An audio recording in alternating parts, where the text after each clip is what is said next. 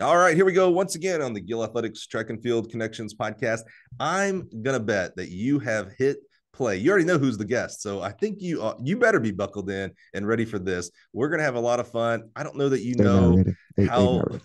much in common. I guess. See, this is how it's going to be all show right here. I just know it because I got someone with experience here. So let's just hop right into it. Thank you for being here. Help me welcome the wise, the No problem. wonderful from Opelika, Alabama. Help me welcome the wise, the wonderful Rae Edwards. Rae, how are you, sir? Man, listen, I'm so wonderful. I can't even stand myself. I wake up hating myself sometimes. I get why people don't like me. I don't like me either sometimes. Because it's Just just so love good, or I just love myself so much that sometimes I can't stand myself. hey, that's it's funny that you start off by saying that. That's really stinking important. You know what I'm saying? Like, our worst enemy sometimes is between our two ears. We talk worse to ourselves than other people talk about us sometimes. So we've got to really work on our self-awareness and self-worth. That's really Hmm. important. I like how Hmm. you said that.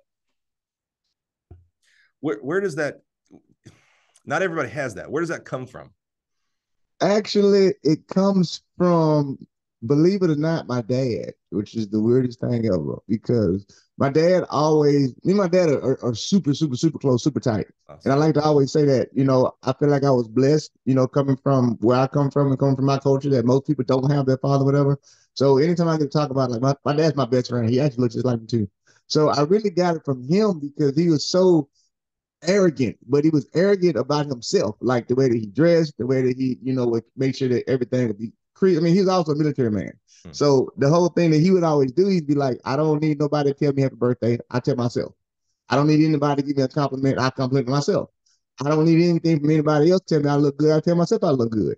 And then he would just do that all the time. And then my stepmom would be like, your dad's just so arrogant. But it was like, no, I'm arrogant. I'm confident.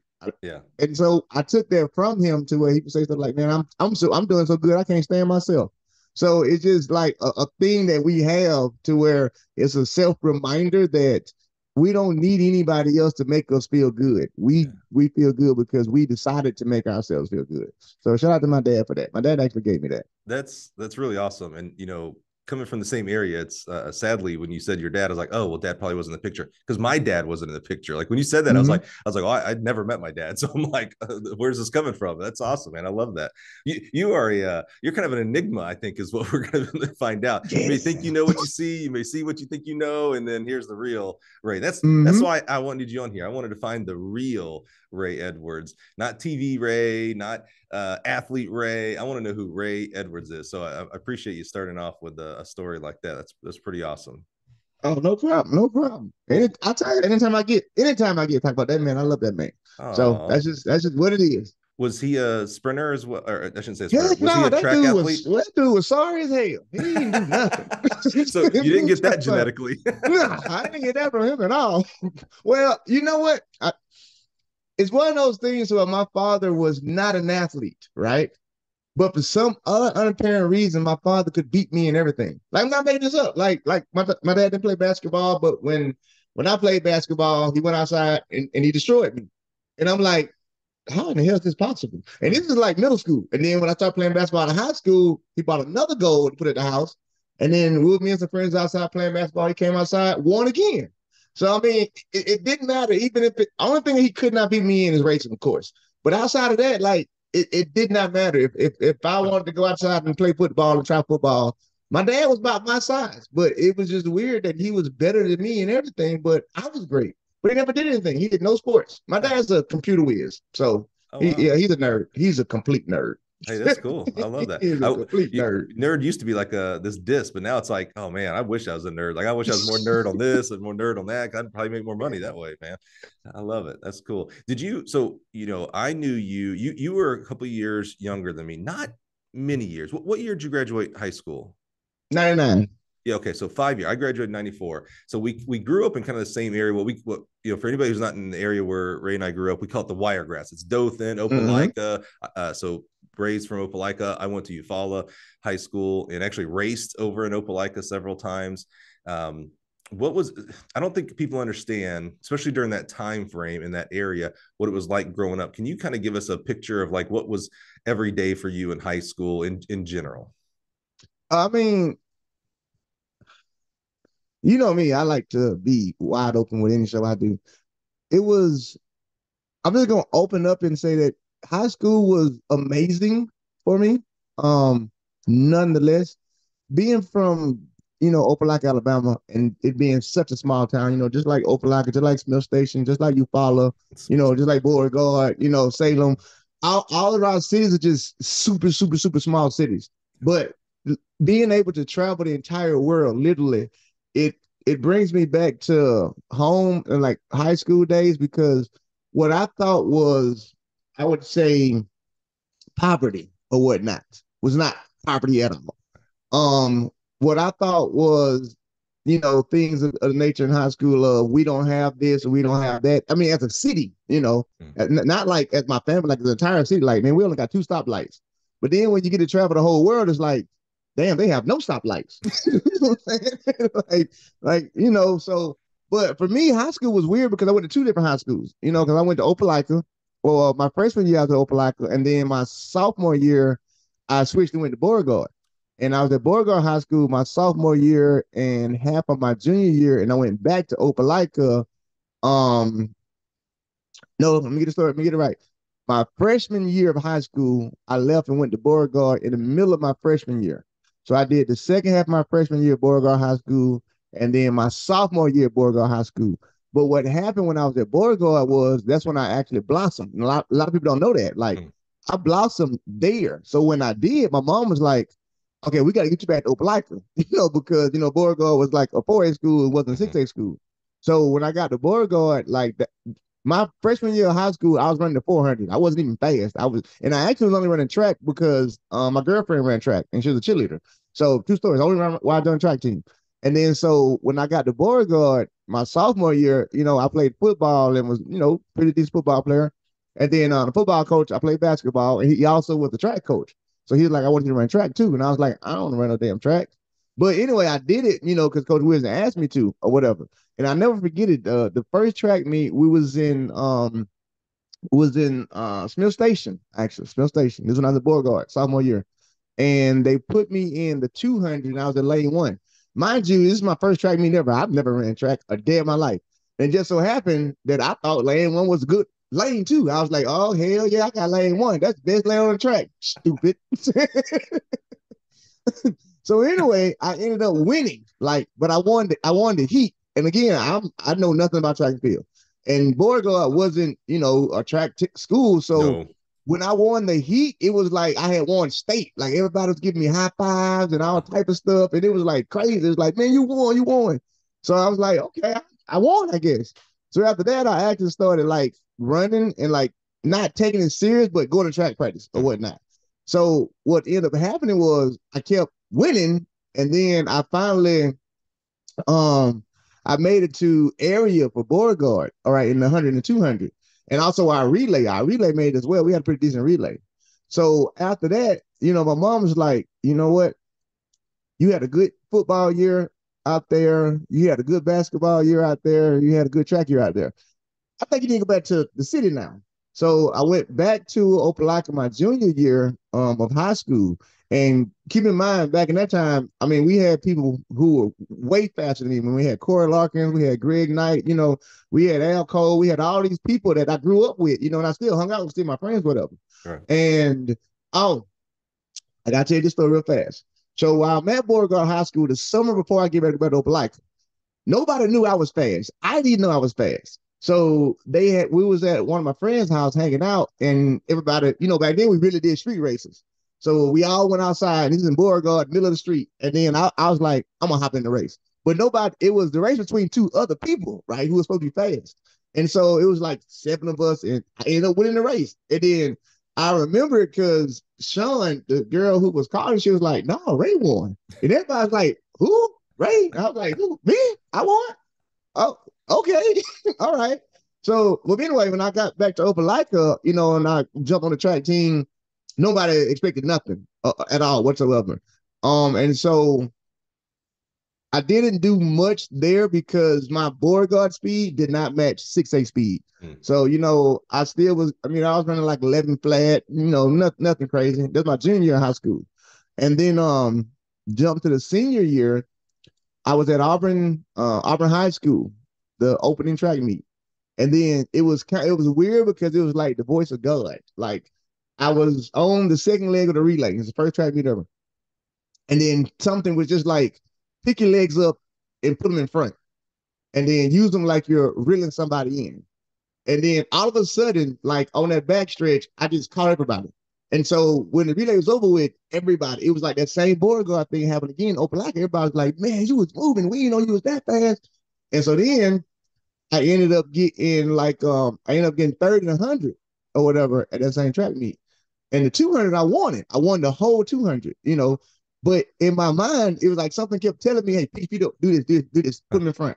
So it instantly went from overnight, like in high school, like I was nobody. And then all of a sudden, in one moment, I just got super, super, super fast. So high school changed. And then I'm telling that track story because high school changed for me at that moment. Like once people saw that, they didn't treat me the same. Like it elevated me in high school. I mean, even with teachers, like everything changed. It was like, hey, you know, hey, good job. You know, we heard about, you know, what you did at Auburn and everything. So I'm like, all right, cool. You know, then my girlfriend started getting jealous because I started having other girls talk to me, you know, like it literally went from that was Rae, because Rae's always been a cool kid, to like, no, that's Rae. So at that point, high school changed for me dramatically after I started running fast. You know, I love that you have that memory, because a lot of times as we're progressing from wherever A to B, B doesn't have to be where you ended up in track and field. B could be 11 flat. They started at 13 flat and went to 11 flat. They don't have the memory of how that progression happened. It's like, oh, I don't know, one day I was running 12.9, the next I ran 12.5, and then 12, and then 11, you know. But for you to have that memory of like this voice of God of like, hey, technique wise, get some more front side mechanics, you know, things like that. Yeah. Like that's really interesting. Like one that just made me smile because I'm like, oh, I'm glad you have that memory, because again, most of us don't have that type of memory. And then the change that happened in school, because you know what you're describing there in that area from Opelika, Auburn, at least 5 years prior when I was there, you know, there was no track culture. I love how you talked about Beauregard. You know, track was just track. Like no one really, you know, it's football is what ran, you know, Yep. all the things you hear about football Yep. is king in Alabama is 100% true, at least in Yep. the era that Rae and I were in the Wiregrass area. So the only people that had a track culture when I was down there was Smith Station. Coach Evil Yep. Sizer Yep. over Yep. there in Smith. You know, and that's And not they had the best track. 100%. And they just gotten that track. When I was there, they didn't have a Yep. track, so they came to our place because we had just gotten a rubber tire track. So when it was great for the Mm-hmm. area. So Smith Station used to come over every, you know the meets Tuesday, Thursday, Saturday, Yep. every stinking week. So Smith Station would come over and kick our butt every single meet. But it's not fair to say that only Smith Station had a culture, because who's my guy at Central Phoenix City? Central had well, I mean, Central had it on football and track though. Correct. Yeah, So but he had the coach there, who's a Troy alum where I went to school, was also someone who had a track culture. Like, oh, you mm-hmm. wanted to be good if you're on the track team. Where like Eufaula, and I imagine probably Beauregard, and maybe to a degree at Opelika as well, it was like, oh yeah, you know, you do track, but you know, Mm-hmm. it's okay if you Football is win. where it's at. Yeah, You when actually spring, only doing track to be fast at football. yeah, when spring practice. That's what we really worried about. Yeah, exactly. So when did, as you were transitioning and now you become Rae, the sprinter, Rae, the fast guy, when did like really good marks start happening? Was that later in your senior year? Did it never happen? And it happened after Not high school? it was in my senior year. My senior year was like it. Well, I tell you, it was the most amazingest, craziest thing ever. Because like my junior year, I didn't even make it to state at all. So I remember after the Auburn track meet, you know, I went on down to Smith Station and won that track meet. And then we had what was called the meet of champions. Mm-hmm. And the meet of champions was down in Florida. And the meet of champions was, you know, you were invited, you know, the best or whatever from Alabama, Georgia, Florida, whatever. And so Coach Hoyet was like, we're going down there because, you know, our sprint medley relay was pretty fast and our 4-1 was pretty fast. And so me and Corey Larkins both was in the 100. Now, the funny thing is, growing up, I gotta tell y'all this, growing up, Corey Larkins was the fastest person we had ever seen open like a hot ever. Like when I say ever, like Corey Larkins was the man. Like football, you give him the football, he going on reverse 10 times and I run everybody. Like literally, he was known for speed. Okay. So we get to this meet in Florida and Casey Cumbest. Okay, some people aren't gonna know that name, but Casey Cumbest was there. And Casey Cumbest at that time, he had just won the U.S. Juniors in the '60s. So we didn't know. I didn't know who he was. Didn't care. He was a little scrawny white boy. So anyway, Casey Cumbest ends up dusting us. He goes 10-0. And but it was weird because even now when I run track, I had this ability to slow down time. So when I saw him get out in front of everybody, I was like, okay, I gotta go catch him. Like, and so I meant to do what I was taught to do from outer space, and I started doing my trying to reel him in and stuff, and he wasn't coming back. But and then he ended up running 10-0 in that race though, right? Of course, back then that track, I mean, it was hand time, but he ended up running 10-0 hand time. And then second place was a kid from Viger. Can't remember his name, but kid from Viger. And then I got third with 10:32. And Corey Larkins ended up getting fourth. So I remember after that was the fast guy. Yeah, that was a fast guy. He never lost to anybody, especially not in high school ever. So at that point in time, you know, people like, well, he's sore from basketball. He did, people making excuses. And then I remember we was on the bus, and then Coach Hoyette was giving his spiel, and then he was like, what y'all gonna have to do is y'all gonna have to give Rae his respect, because he came down here, he ran a hell of a relay, he ran a hell of a sprint medley, and he got third at the media champions. So it was at that moment to where when I got back to high school, everybody had already knew, because by this time they started to follow me. And then like Corey just lost, that was unheard of. So now the whole city is like, what in the hell is going on? So me and Corey, when we was going to those races though, we never battled each other. So when we got back, we had sectionals, we had area, sectional, regional, whatever.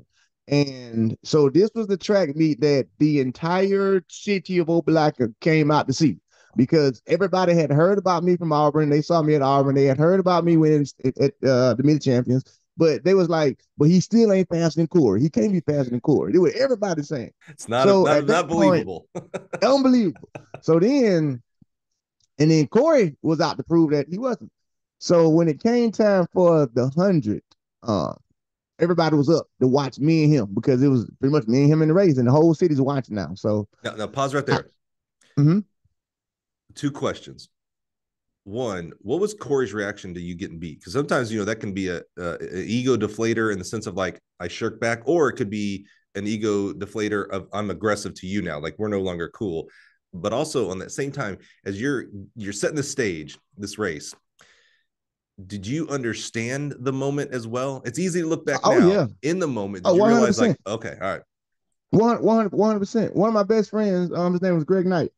And he was the person that pushed me more than anything, because everybody was still in Corey's corner. And then Greg was like, he was a long term. He was like, bro, you can beat him, man. Like he just kept telling me, he was like, don't worry. He was the only person though at the track meet, only person that was like, you can beat him. I remember we rode to the track meet together in his dad's car, the white Honda.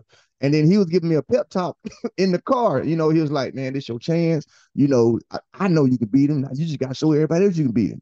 So, Corey never had any type of animosity toward me, because he didn't believe it either. He was like, something got to be wrong. He like, my legs got to be sore. He was just like, Rae, I don't know how the hell you beat me, but I don't know what's going on. So at that particular one, I actually was kind of nervous before the 100, because at this time we're in the middle of the season now, so all the kinks are out. Whatever, he ran his semifinal, won it, and he won it with like 10-8 or something. Then I ran my heat, won it. So of course in the finals we right next to each other, and then he ended up beating me all up until 92 meters, and then the last 8 I just had a last little 2-3 to get in front of him. So it was a close race or whatever. But at that point in time, it was just like, it still wasn't believed yet. Right. Everybody's like, okay, well, Rae got lucky. Rae got lucky. Right. Rae got lucky. So then we had the 200 as well, though. And so at this point in time, I remember my uncle had came to me. He was just like ecstatic, because he was like, man, you beat Corey. Man, I can't believe you beat Corey. And I was like, I can't believe it either, but we finna see what's gonna happen. So then the 200 came up, and I remember Corey, after the 100, he had got mad though. right? He got mad that he lost, so he didn't speak to me, nothing like that.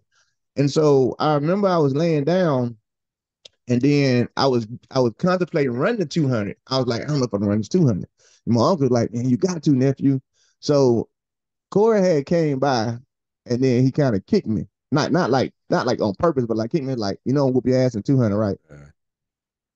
At that moment, it sparked everything for the rest of my career. When I tell you that, it sparked the rest of my career because it ignited the flames. I was like, you gonna do what? Okay. And then I ended up beating him by like 10 meters in the 200. Oh. Literally. And at that point, when I crossed the finish line, everybody was sold. It was like, can't nobody beat Rae. And then even Corey in the track meet, he ended up coming up to me and giving me a dab. He was like, I got to give you your credit. Like you beat me. I'm like, yeah, I appreciate that. And he never beat me again. Wow. After that, I ended up winning state that same year. But I tell Corey, to this day, I'm like, bro, if it wasn't for you, there would be no Rae Edwards. Because if you had not ignited me to beat you, I wouldn't have been able to beat anybody. So you go from, did you make state your junior year? No. To winning state your senior year? Yeah. That's I almost broke the state record. That's a great testament to not only athletes that are listening, but coaches as well, that 1 year can make an unbelievable difference, not just a big difference. I mean, you can go from not making the state meet to winning the state meet in 1 year. I love that. But the difference is, though, I can't leave this out. I outworked everybody my senior year, meaning my mom dropped me off at the track at 6 a.m. So I would, be out by myself. So I would warm up, do all that stuff. I'd work on my blocks, like literally by myself. So when the school buses was coming and the kids and the athletes was coming or whatever, like to school, they would see me on the track, like early in the morning, like putting the work in. And then I would be at track practice in the evening.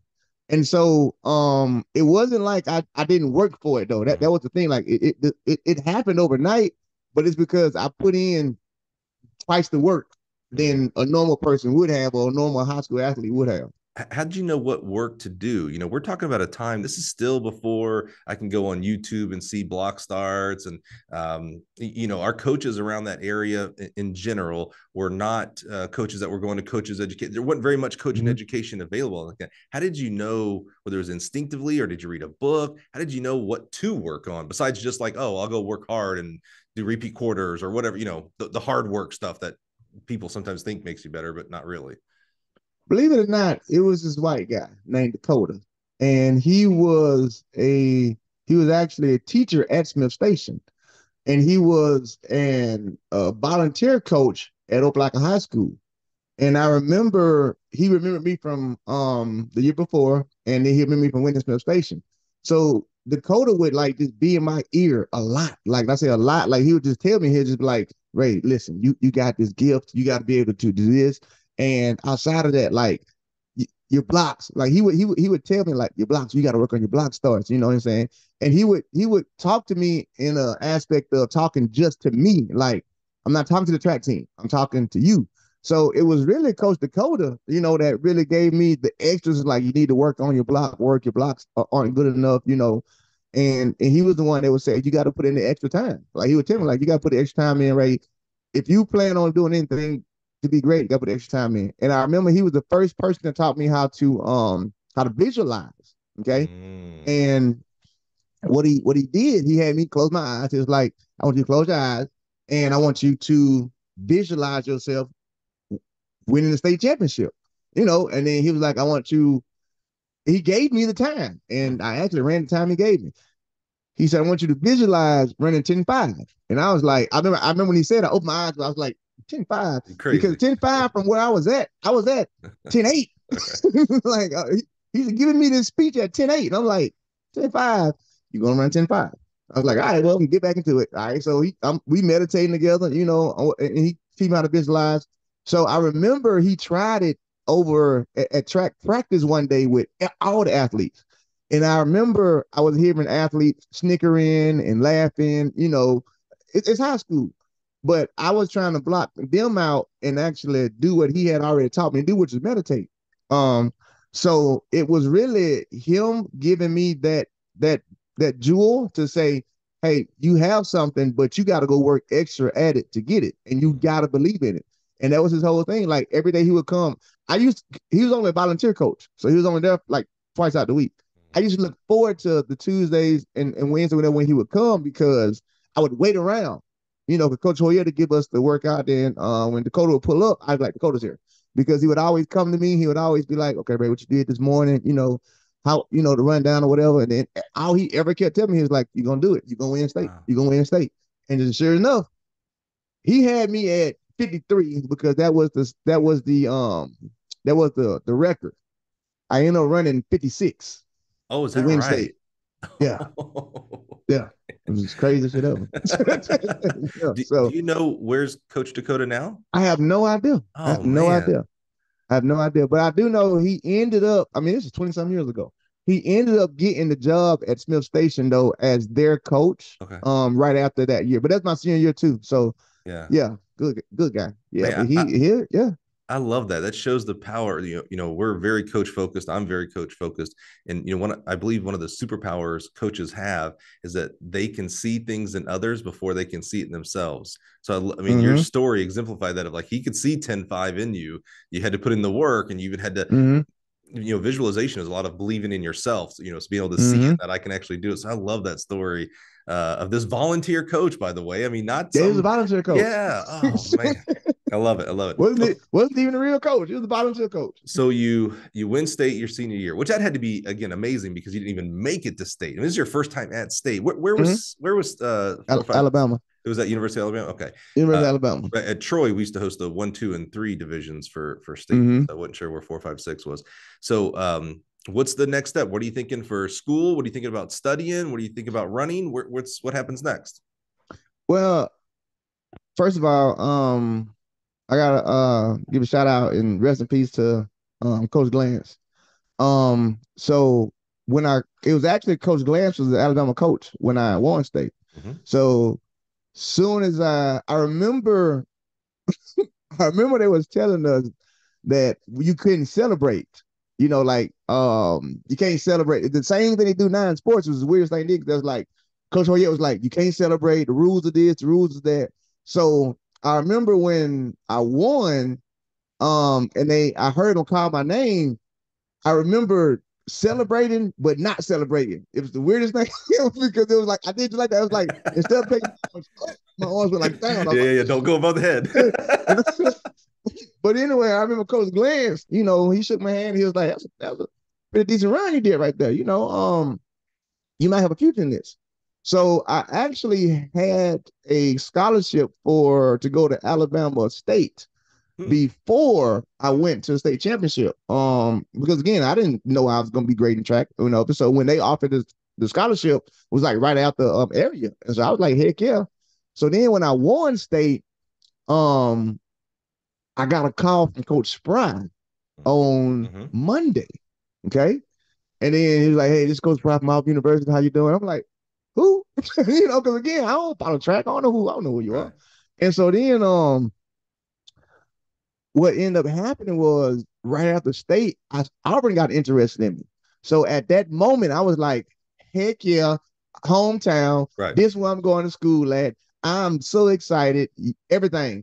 But what ended up happening was, so in order to get into Auburn University, you had to have it was 2 requirements. You had to have taken Algebra 2 and you had to have an 18 or ACT or whatever. So I had the ACT score, but I never took Algebra 2. And it was because Auburn's an engineering school, so it was just one of those requirements. So what ended up happening was Coach Spry was like, well, I got a friend that's up in at a junior college. Dang, what freaking city was that? But anyway, so he was like, I got a friend, Hamilton, up in Hamilton, Alabama, at Bevel State. I was thinking Hansfield, Hamilton, Hamilton, at Bevel State.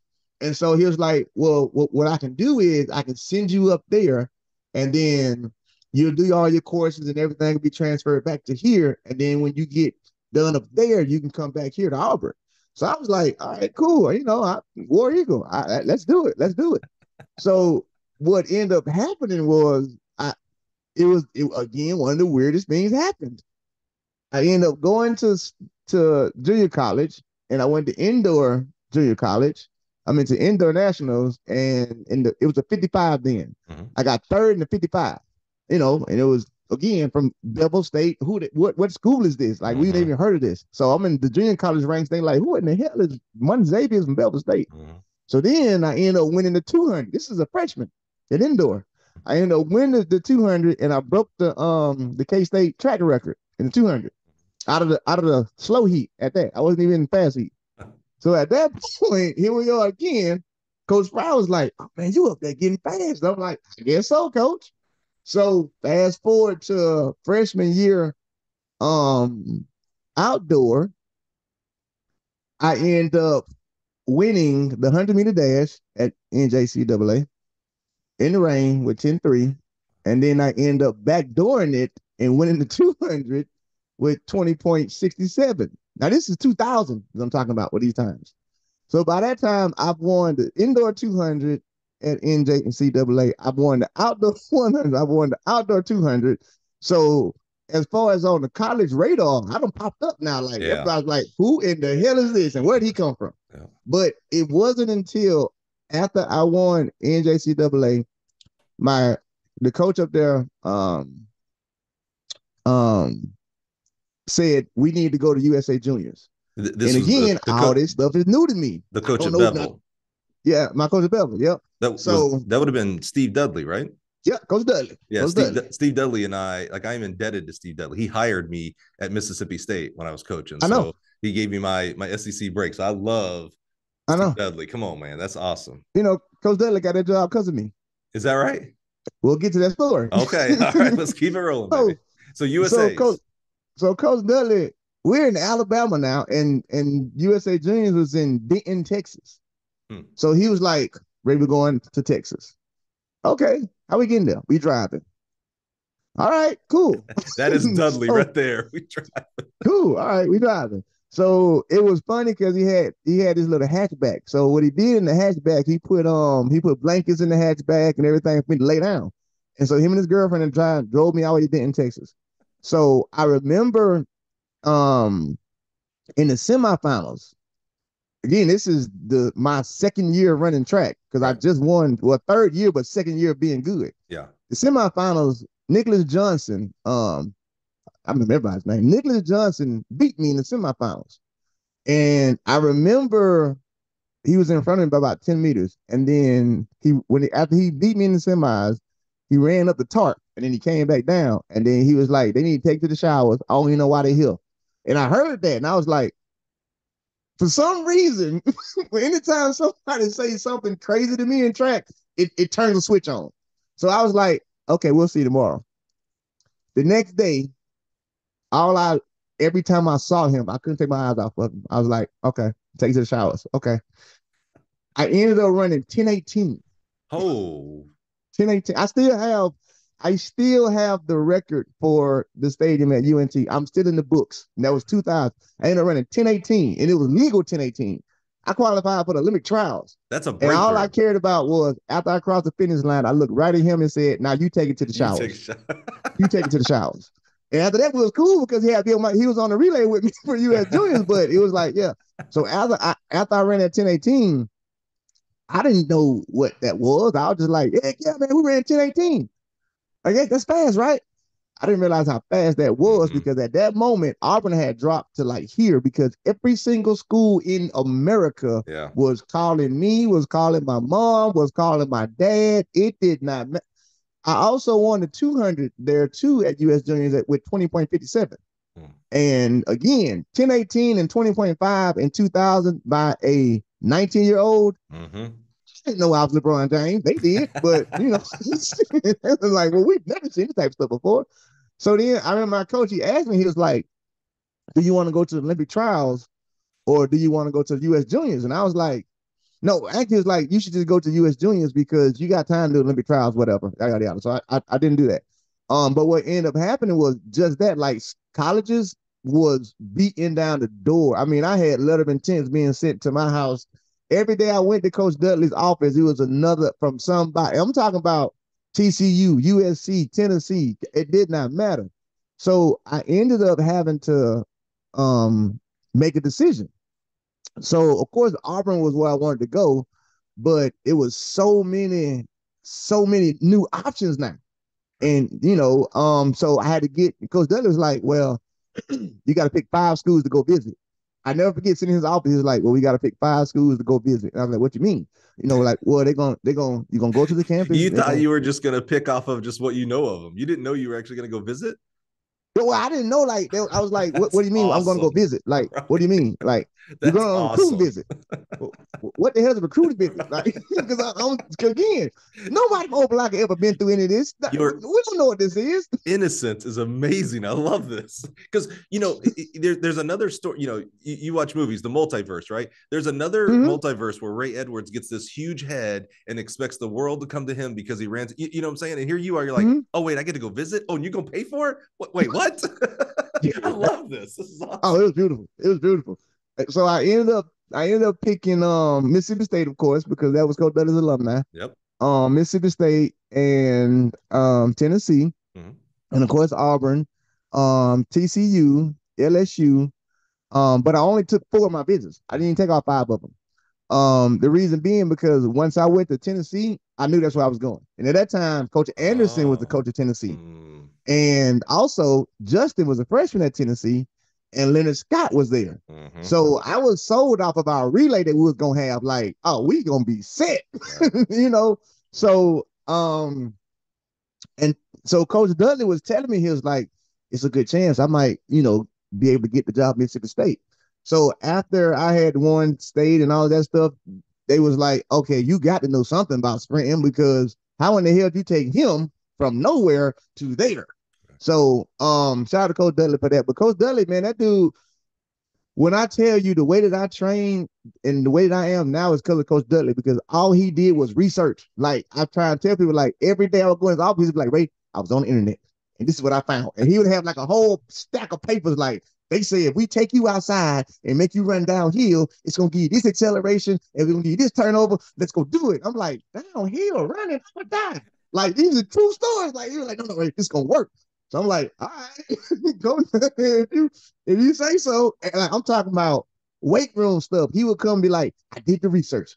And every time he would have like a smile on his face with a stack of papers, like, let's go. Like I was like some science project, but it worked. So, but yeah, so that's how, and then needless to say, I ended up not going to any of those schools at all. They don't go to Texas Tech. We heard it out.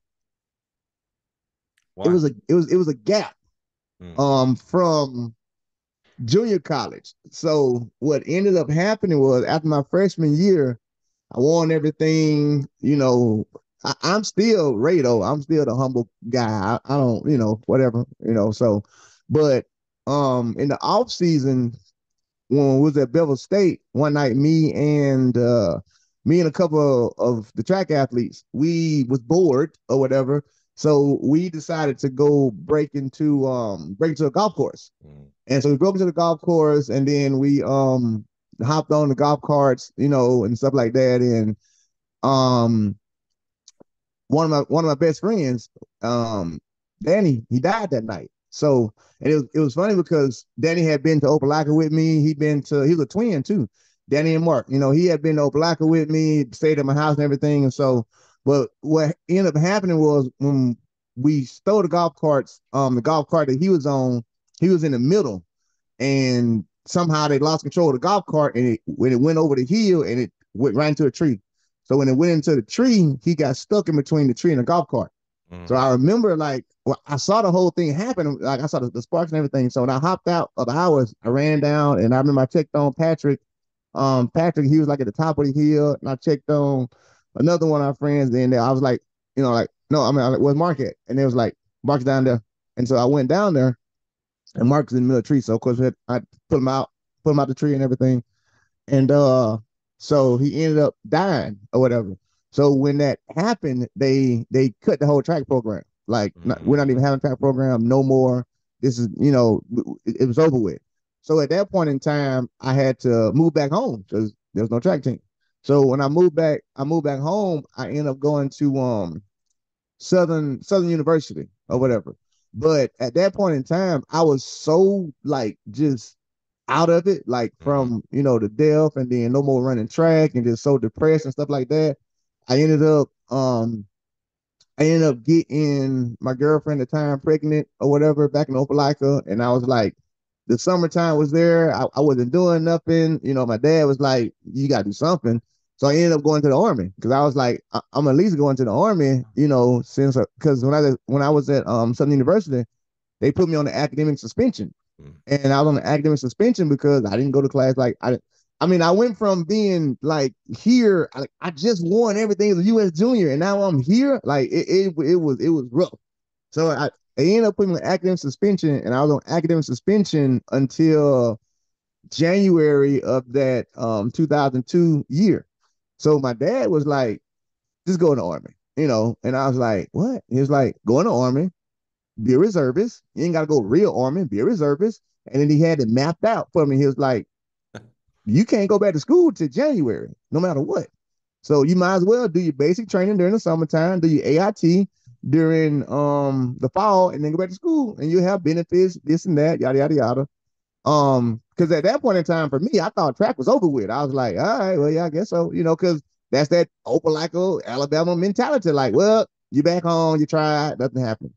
So what ended up happening was right when I was getting ready to get out of the army, long story short story long, ended up finding out the child wasn't even mine when I was in the army. And I was like, in the army, put a child.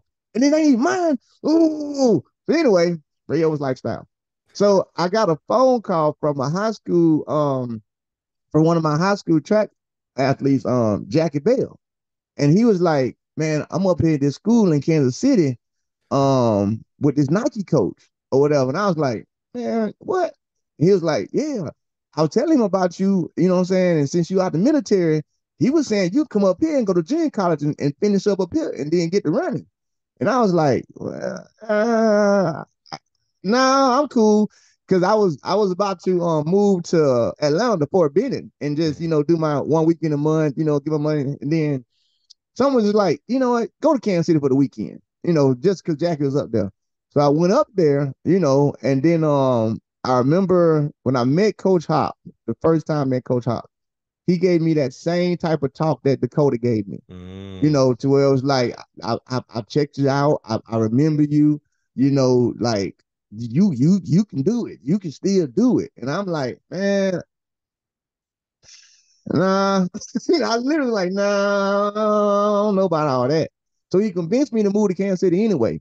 And so he convinced me to move up there in January. I started school and then, you know, he started training me and stuff like that. And then I ended up running horrible. You know, like when I say horrible, I was back running 10-3. Oh. And then you talking to somebody who's US junior champ. So it's like, I, I knew this went for me.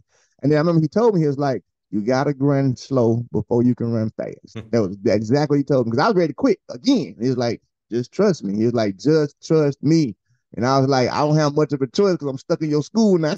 So I don't have too much of a choice. I'm stuck here now. So at that point, it went right back to that Opelika training, Mm. meaning Coach Hop was just drilling me with, you can do it, visualize this, visualize that, do think this, think that, think this, think that. And then so I ended up going to NJCAA, and then you got to keep in mind when I went this year, when I went to Kansas City, I was 2 years removed from 2000 when I had won. So I ended up losing, you know, and then it wasn't good because like, how the hell I'm gonna lose? And I'm looking at the record and it's still my name. Mm-hmm. So deflated again. But he was just like, no, just we just gonna work. And then I remember I sat down and talked to him. And I was like, I want to win. I did all the time like I want to win. I was in his living room. And I was like, I don't like this losing shit. I said, like, I don't like this losing shit. I want to win. And then he was like, if you want to win, I can teach you how to win. And then that's when he went on his spiel about training Maurice Green, you Mm-hmm. know, and then working with Nike and stuff of that nature. And so that's when, you know, I started believing in him because he took me to his back room one day. And his back room, he had Nike boxes and shoes and clothes galore. And he was like, I'm a Nike rep. So, and I get all the Nike stuff from them and I help when I go to pen relays and stuff like that. So I started learning about who he was. I was like, okay, Mm-hmm. well, shit, baby, you can help me. And that was in 2002. Here's that 1 year turnaround again. 2002, I did not even do anything at NJCAA, right? That was the same year that Tyson was there, and me and Tyson was supposed to lock heads. So I ended up beating Tyson though in the semis and pulled my hamstring. Coach Frazier's on my show, right? He was there. He built me my entire life since Kansas City. He was down there. He was like, Ray, I don't know what happened, but you started doing some type of crazy lifting stuff, and then that's when your hamstring went out. Because I went back to that voice like, pick your feet up and do this. So 2002, I was like, it should over with again. But then Hop was like, no, it's not. And so we just really got to work. And then 2003, first round, I went 10:09 and beat John Drummond, ran Tim Montgomery to the line. And then at that point, I remember I looked at Coach Hopman and he just gave me a thumbs up. And I was like, okay, all right, cool. All right. That's not bad, not bad. So then after I ran that 10:09, everybody was like, who is that? And then when they found out who I was, they was like, that's that kid. Like, kid. That's that one. I can't say his name. That's that one kid. So at that point in time, that night, I remember I had a conversation with Hop, and Hop was like, I'm gonna try and work on getting you a deal. And this is 2003, and I was like, wow. A deal? What the hell is that? Like, what is that? Like, I'm gonna work on getting you a track deal. Okay, cool. Let's do it. The next morning, I remember he called me to my room. Called me to his room. He was like, so I had a talk with Cap. And at that time, Cap was, the person at Nike. He was like, they want to offer you $5,000 bonus and they're going to give you $75,000. In my mind, I'm rich as hell now. Oh, I hopped on the phone. Let me call my mama first. So I called my mama, and then I called my dad, and I said, well, look, Dad, but they saying if I take it, I can't go back to college. And then he was like, oh, okay, all right. Well, you got to make the decision on your own. And so then I called one of my mentors' cousin, rest in peace, he died a year ago, one of my biggest fans. So I called him and I told her, I said, man, cuz Nike trying to give me some money. But then they say I can't go back and run the school, and I want to go back and run NCAA and win that because I don't have that title. And then he was like, cuz they building schools every day. You can always go back to school. You ain't gonna always be fast. And at that moment, it was like, he's right. So pause there. First of all, I love that last statement because this was around the time, actually before this was when basketball players out of high school were talking about going pro, and people were like, "Oh, they should go to college," blah blah blah. And I'm like, man, they can always go back to school. The NBA, you bust your knee one time, you're out. Go, be smart with your money and do that. So I love that you had the same advice. But what I love, Ray, you're painting this picture. We like to think we wish life was like this linear, from the bottom left chart all the way to the top. There's never any downs. It's always, I run 10:18. Well, that means the next time I'm going to run 10:0. I'm going to win this title, and then I'm going to go to this school, and I'm going to run 10 flat. It's just going to be linear. So I love this story of like, oh man, 10:18. Oh, and then a tragedy. A friend passes away from I don't want to condone what you guys were doing, but you weren't doing the world's worst things here. You busted into a golf course, and I hate to say kids being kids, but again, I don't want to condone what you're doing, but you weren't out murdering people, for crying out loud. So a tragedy happens, and what listener, what you have to kind of put yourself in Ray's shoes, because you're right, Rae. You go back home, where we were from and where we knew and what we knew. We weren't supposed to escape. You escaped a little bit. You went to Bevel, and you get to go to North Texas for the World Junior, or for the USA Juniors. We don't do that. We didn't even know that was out there. So to come back to Opelika, it's like, okay, well, you know what? This is where I'm supposed to be. I'm supposed to get a job down at the store or whatever. This is just and start a family or whatever. I grew up in the trailer park in Eufaula, so it's I'm gonna get my own trailer. These kind of things. So there is there's a learned depression with all of that. It's hard for kids that are growing up there to see that, oh, this is a small part of the world. You there's a lot more out there for you to do, a lot of things you don't even know that you can do. So I love that, you get, the graph actually goes down, and then it's like, well, you get this angel. And I love this, this happenstance that you have a friend out in Kansas City who's connected to someone who I don't think gets their due today. Al Hobson, Hop, affectionately known, definitely got his due back in your due. When back in this time and a little Mm-hmm. bit before that, he was humming. He's obviously the most biggest calling card he has, Maurice Green's coach. But what he was doing at KCK on the sprints for JUCO and then the Nike athletes that he had there, it was phenomenal. I mean, he was coaching amazing kids Mm-hmm. to do really amazing things. So I love this. Like, okay, now the trajectory's back up. Like, okay, maybe but you're not running as fast. So see, it's not a smooth hill to climb. It is ups and downs, it's valleys, it's ebbs and flows. And what's Mm-hmm. cool to me as you're telling that story, Rae, every second I'm like, oh, well, this is where Rae quits. And by the way, no one's going to blame him. Like he's going to quit and just go home. The track's done. He's going to go back and get a job. And nope, Rae keeps fighting. So I love this. Like, I don't want to call it the colloquial no quit attitude, but it's always like, okay, well, let's see what happens next. All right, let's see what happens. Never giving up is kind of what I'm hearing from this story, and I love it. And now you're in Kansas City, so now you transition from collegiate track to the next level. Now Mm-hmm. they always say the easiest way to go from number 1 to number 100 is turn pro. What was it like? I mean, you'd lined up against a lot of these guys, Tyson and John and all these guys, but now it's for money. Now it's for steaks. Now it's for the whole enchilada. What's that like? Well, it's funny you asked me that because when I went pro in 2003, I mean we got to keep in mind in 2003 that was 2003 and 10:09 is fast. Yeah. Like that ain't slow. Yep. So for me, when I went pro, I didn't actually see any downside of being pro like 2006. Mm-hmm. So that transition for me, let me tell you this: the transition though, from going to pro, it's European racing.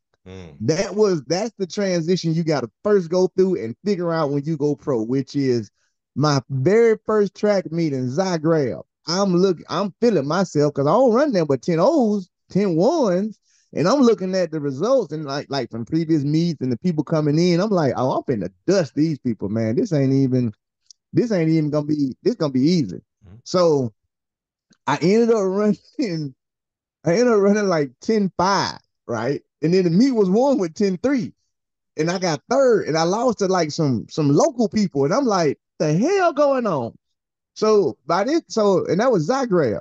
So after Zagreb, I had to go to Rome, right? And so I'm in Rome for the first time, racing in Rome.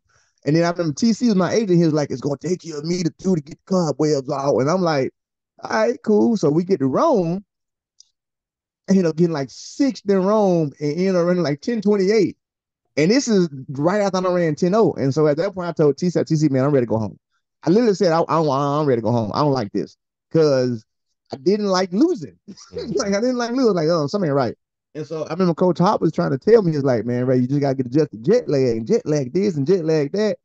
But then Hop was like, but just come on home because you don't have a good season. We ran under the radar, at small meets, and then you ran 10:0, you got a contract. Just come on back home. It's over with. We'll get ready for World Championships. Because I had finished sixth in the USA, so I was had finished sixth, and he was like, just come on back home, and we'll get you ready for the relay, for Paris or whatever. So another downside is I didn't get to go to Paris. Okay, I didn't get to go to Paris because when I came back from Rome, I connected through Chicago and I got detained in Chicago.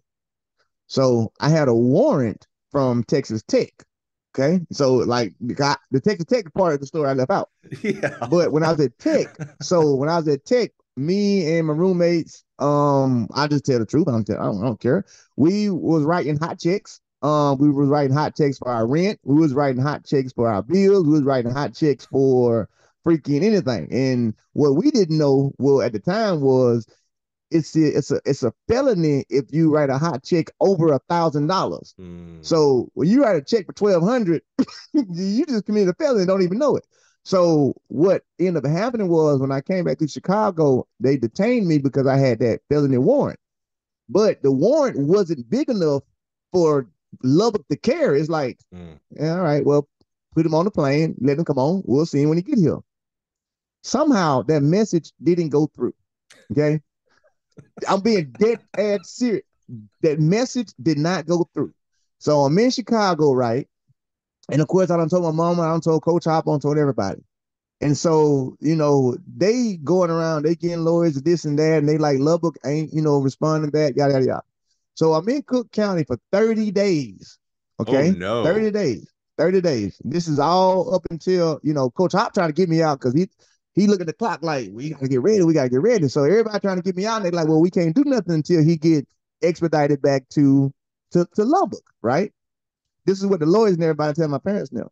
Make a long story short, come 30 days in, because what happens is after 30 days, no matter what, that wherever you're at, they have to let you go.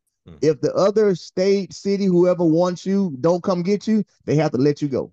So on day 30, I wake up like, oh, I'm going home or whatever. So when they call my name, I'm like, yeah, buddy, I'm finna go catch my flight.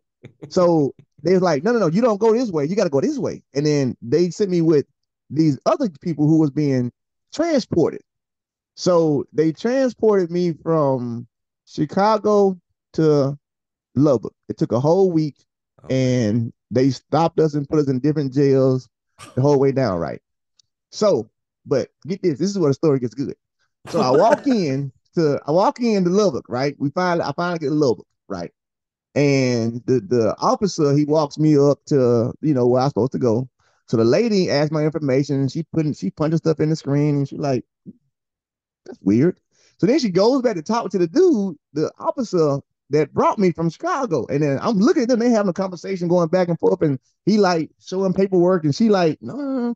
And so she comes back around the desk, and then she's like, I'm so sorry. And I'm like, sorry for what? Like, she was like, you was never supposed to be locked up, huh? Shut up. What? I was never supposed to be what? She was like, no. When they told us that you were being detained at the airport, we told them at the airport to let you go because I was flying back to Lubbock anyway.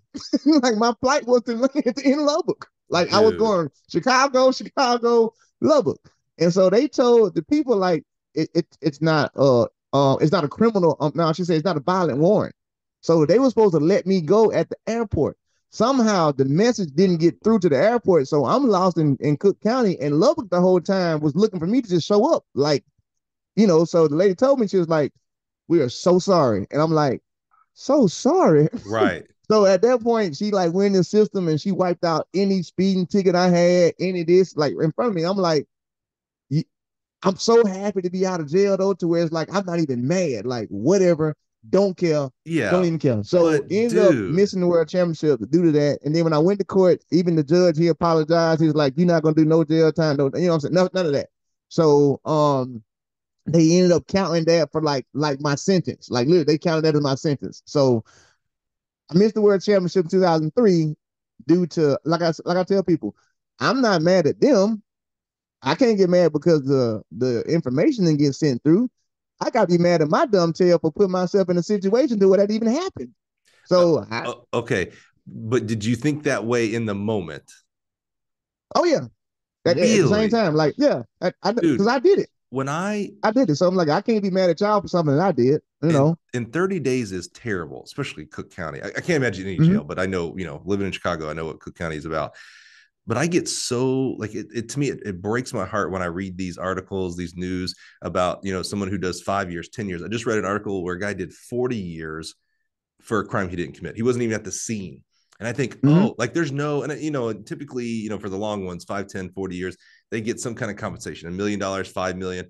It's like, that doesn't, like this guy who just did 40, I don't know what he ended up getting, several million, I'm sure, but it doesn't matter. 40 years of your life is gone, and God knows what goes on in there. So don't even think about the trauma and everything. The jail is not for rehabilitation, folks. So I can't imagine. So, and I'm so happy it was quote unquote only 30 days, but 30 days to sit in jail. It's one thing to sit in jail for 30 days because, crap, I did something wrong. Okay, this is my penance. This is what I got to do. You weren't even supposed to be in there. Every day I woke up, I thought it was the day I was going home. Of course. Every day. Yeah. Every day. And then like what people understand is you coming from you just signed a major contract. You ain't seen your first check yet. We're back at the high. Just signed a major contract. Let's go to the just bottom. Left Rome running. now you at the bottom. So when you say it ain't no Dude, strictly, oh no, baby, dude. it's really how are you going to ride this roller coaster is what Yeah. it really is about to get to the top. And that's what I tell anybody. It's like, are you going to ride this roller coaster? Because it is not going to be I mean, not at all. I believe you have to have bad to have good, you have to have sad to have happiness.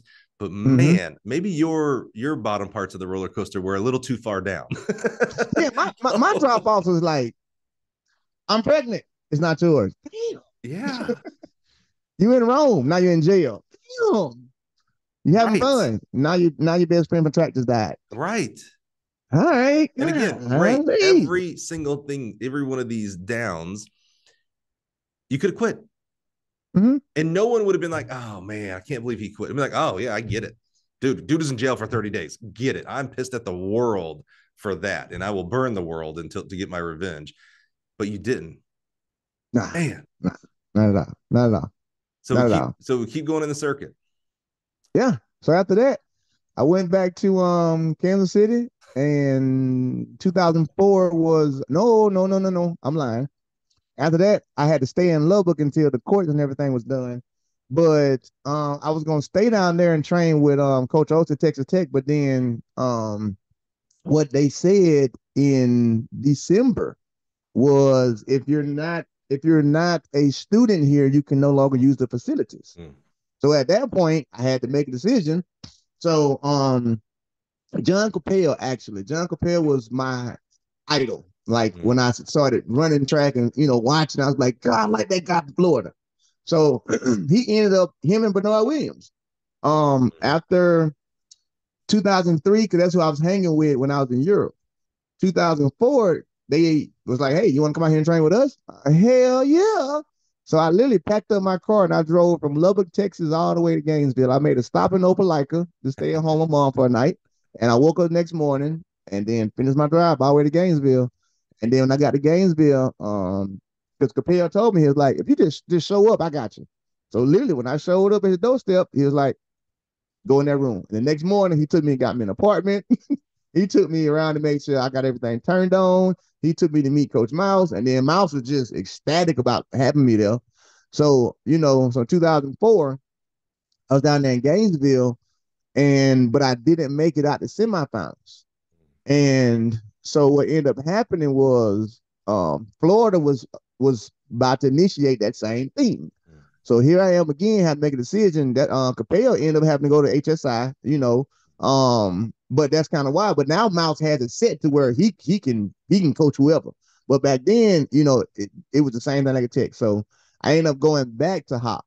And then when I went back to Hop 2005, that was when I actually made my first world championship team, and I was able to go and not be locked up. So when I got to Helsinki, Finland, I was like, hell yes, I finally made it.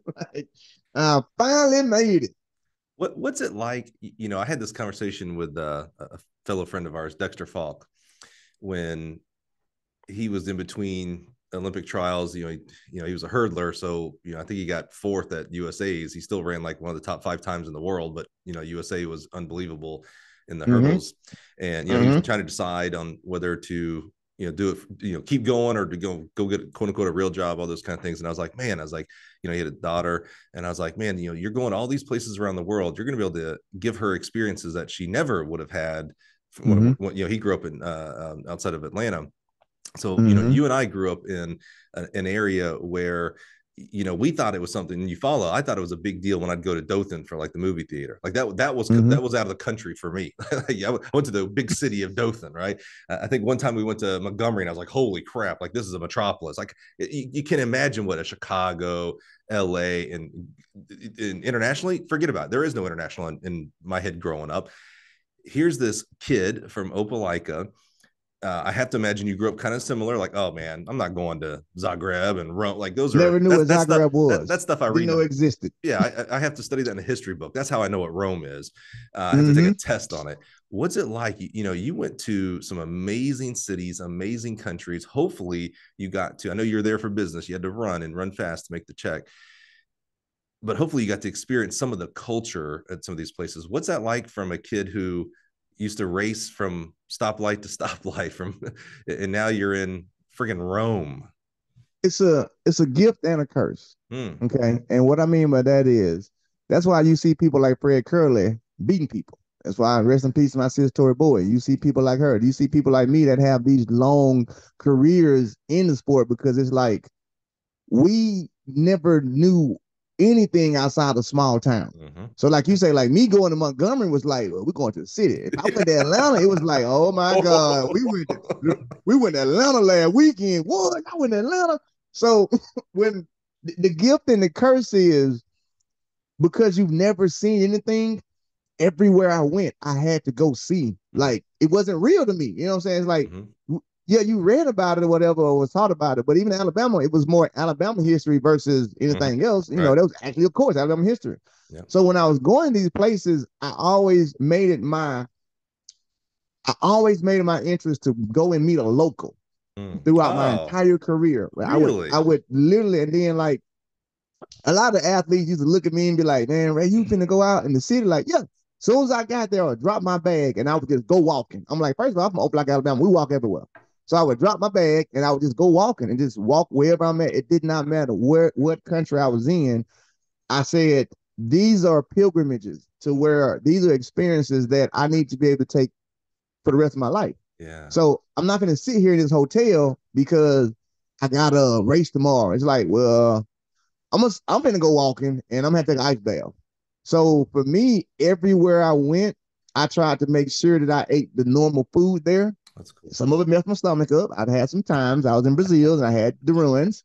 But yeah, I wanted to always make sure I experienced that culture, because again, like I was one of those people to understand that this is a blessing because you're here for free. Like you didn't have to pay to get here. So I had to take advantage of it, because when it's over with, it's over with. Because I see what these tickets look like when my agent sent it to me. Like, oh, that's what it costs to get me there? Yep, you better run fast. I run good enough. So it was like making sure that I absorbed all of it and took all of it in versus being shut in. So I never could do that. Like, and a lot of people used to say that I didn't take it serious, you know, because I would party, you know, with the locals. I would go out and have a good time and then, you know, come back and then I end up getting like third. You know, they'd be like, well, if you hadn't went out, you probably would have won. Well, if I hadn't went out, I wouldn't have won or got third at all, because I've been miserable in this damn hotel with y'all. Yeah, so no, yeah. I went out and I experienced life. I had fun, and I just made sure that was my thing. Like everywhere I went, like, no, I got to get out. And it was crazy because in my time, this is before Instagram, this is before, you know, Facebook had just started, you know, so if I had had any of that stuff, like they'd have thought I was a tourist versus a track athlete. Vatican, been to the Vatican, did all of it. Like I got to go touch stuff. Like that was me. I'm like, I can't just be here and know that these things are here. I got to go actually touch it. Like being in Berlin, I got to go touch where the Berlin Wall was at. So like I was a tourist. Then I was a partier, and then I ran track. That was my order. You know, I travel 100 and something nights a year, but it's all domestic. And I truly enjoy going to a Dallas, a Seattle, Auburn, you know, middle, you know, small towns, things like that. It's really amazing. I can't imagine. I have not done very much at all international travel. I can't imagine doing all of that, regardless of whether you came from. I know we're anchoring this to the story of where you came from, but I don't care if you grew up in Chicago, LA. I can't imagine having the opportunity to go to these amazing places with amazing people that are not like you. They have different experiences and not taking advantage of it. Like a lot of athletes don't, though. I know. I'm so happy. A lot of athletes don't. What is as you look back, you know, and you had a long career with a lot of different places. Is there a place that like it's still in your heart? Like, oh man, if I could move 100%. Where at? Guadalajara, Mexico. Really? Every person that's ever asked me that, every normal person, every show, everything, they're like, you've been, yeah, I've literally been everywhere. Yeah. I've been from all the Chinas, all the Koreas, all the Japans, all the Europes, you name it, Serbia, been there. Guadalajara, Mexico. Why? Out of everywhere. And Guadalajara is a third world country. Yeah. So it's not like most people be like, think I'm gonna say Paris, Tokyo. Like, no. It's exact. I was like Guadalajara, Paris, Mexico. Rome. Yeah. Nah, Exactly. nah. Guadalajara, Mexico was the most beautiful place I'd ever been to because of the people. Mm. I mean, Guadalajara, you know, it's beautiful, but it's still Mexico. It's third world country. Like the stores had dirt on the floor, and we're talking about 2010. You know, they had the Pan American Games down there. But the one thing about Guadalajara, Mexico, the people had they radiated such great energy. Like it was like no negative. Like you can tell, like you'd be like, oh, I don't know, you know, it was not everywhere I went, even in the facilities that they had the athletes at, everywhere. It was just nice people. I remember I was at the track, and so again, I like to leave and go places. So they had water for us there, but I was like, no, it got to be a store outside the track. So I go outside the track and then I'm walking, you know, up the street or whatever. So I find this little corner store, literally dirt on the floor, little old lady sitting outside in a chair. And then she just started smiling and she started waving at me. And then so when I walked over to the store, I was like Aqua, and she couldn't speak no English. So she took me by my hand and she was patting me on my hand and she brought me in and she was like, what, you know, so I was like, water, you know. So then like I had grabbed 2 waters or whatever, and then she was like, you know, just take it. And I was like, seriously? And he was like, no, just take it. Then she like rubbed my hand again and she was like patting me, whatever, whatnot. And so that was one experience. And then I remember I literally came back from Guadalajara, Mexico with zero USA gear.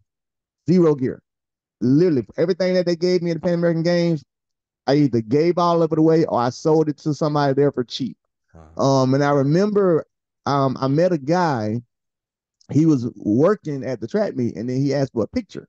And I was like, oh yeah, come on, take a picture. So, so I stood there, talked to him for a little while, and then I was like, man, where's the nightlife? He was like, oh, you want to go nightlife? I was like, yeah, baby, let's go. So he ended up being my tour guide, like while I was there. And then the last night I was there, we were partying hard. It was like 5 a.m. And then I was like, dude, what time you got to go to work? I'm ready to shut it down. He was like, I had to be working at 10 a.m. And I'm like, that's in 5 hours. He was like, yeah, I work 10 a.m. to 10 p.m. every day for 90 days. I was like, what? He's like, yeah, I work 10 a.m. to 10 p.m. every day, 90 days. I was like, dude, why are you out? And then he was just smiling. And he looked at me. He was like, because I'm with you. And like that moment, it was like, it was like I understood life. You know, like sometimes it's bigger for other people than we think it is. Yeah. And because of those two people in Guadalajara, I was just they changed my whole life. Like Guadalajara, Mexico. If I had a superpower in the world of podcasting and video and such, I would start a podcast called The Other Side, because I love that story, but I'm always curious. Well, how does that guy, like if I could go find that guy right now, I want to hear him tell that story.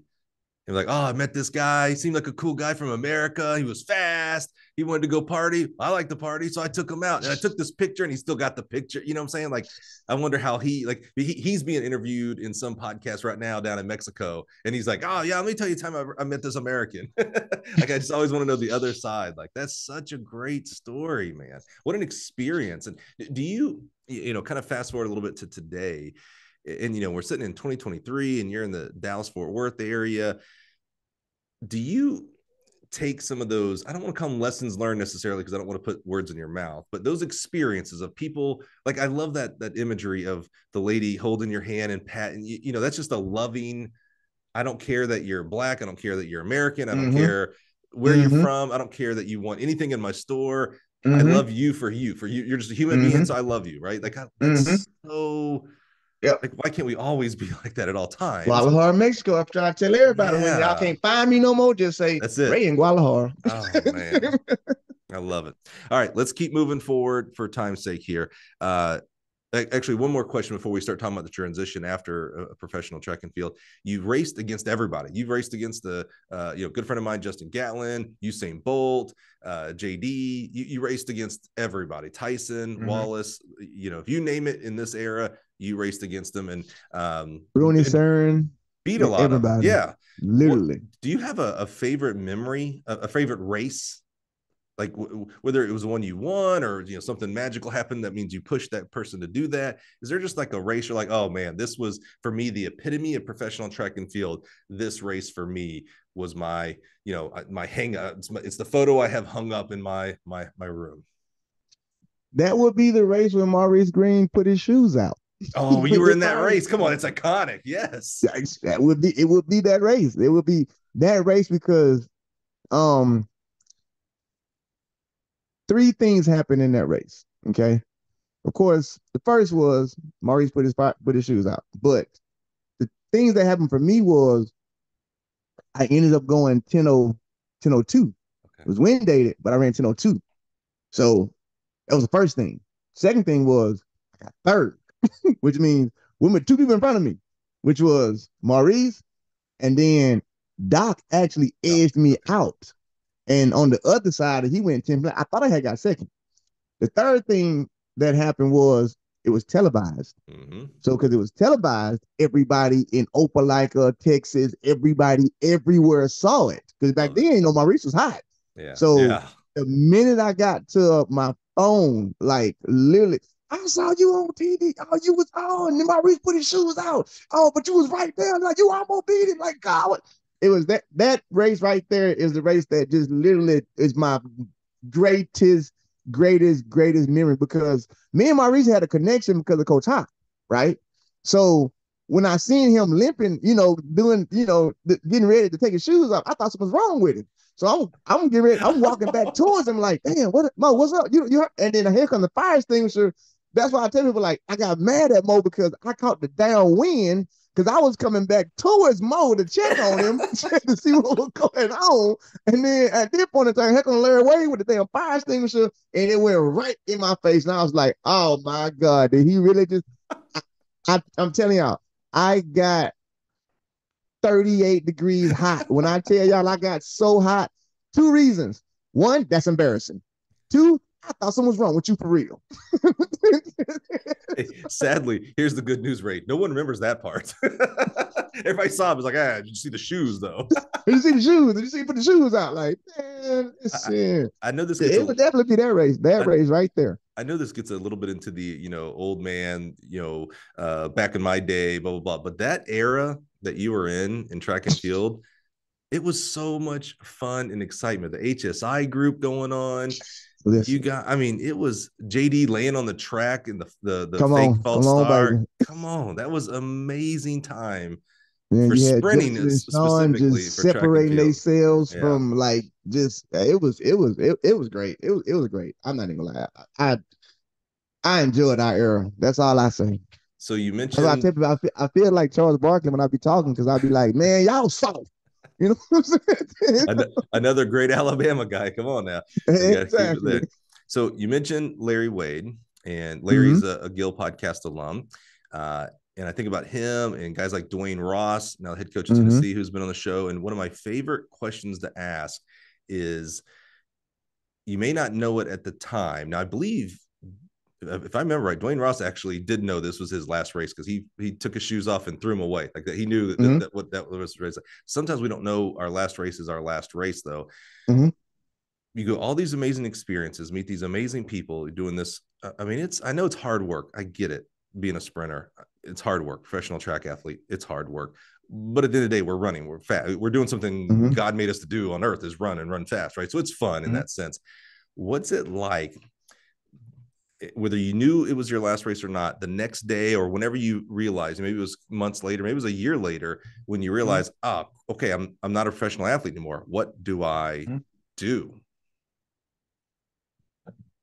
I'm gonna answer that three ways. Okay. First of all, I got to give a shout out to Larry Wade because Larry Wade is the reason why I made the team in 2009. Larry Wade is the reason why I coach the way I coach. Larry Wade is the reason why I train the way I train. Larry and I told him when everything happens, like I am where I'm at because of you.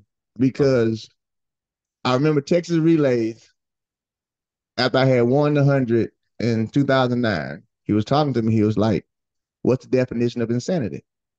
And at that time, I didn't know. I was like, I don't know. And then he was like, "The definition of insanity is doing the same thing over and over again, expecting different results." And then when he said that, it stuck with me. And I was like, I know what I got to do now. And at that point, it was another Dakota moment. I was like, somebody just gave me a jewel. So I just want to make sure I put that about that way. I love that guy for that. He's great. Second, I had to answer that like this here. I haven't had my last race yet.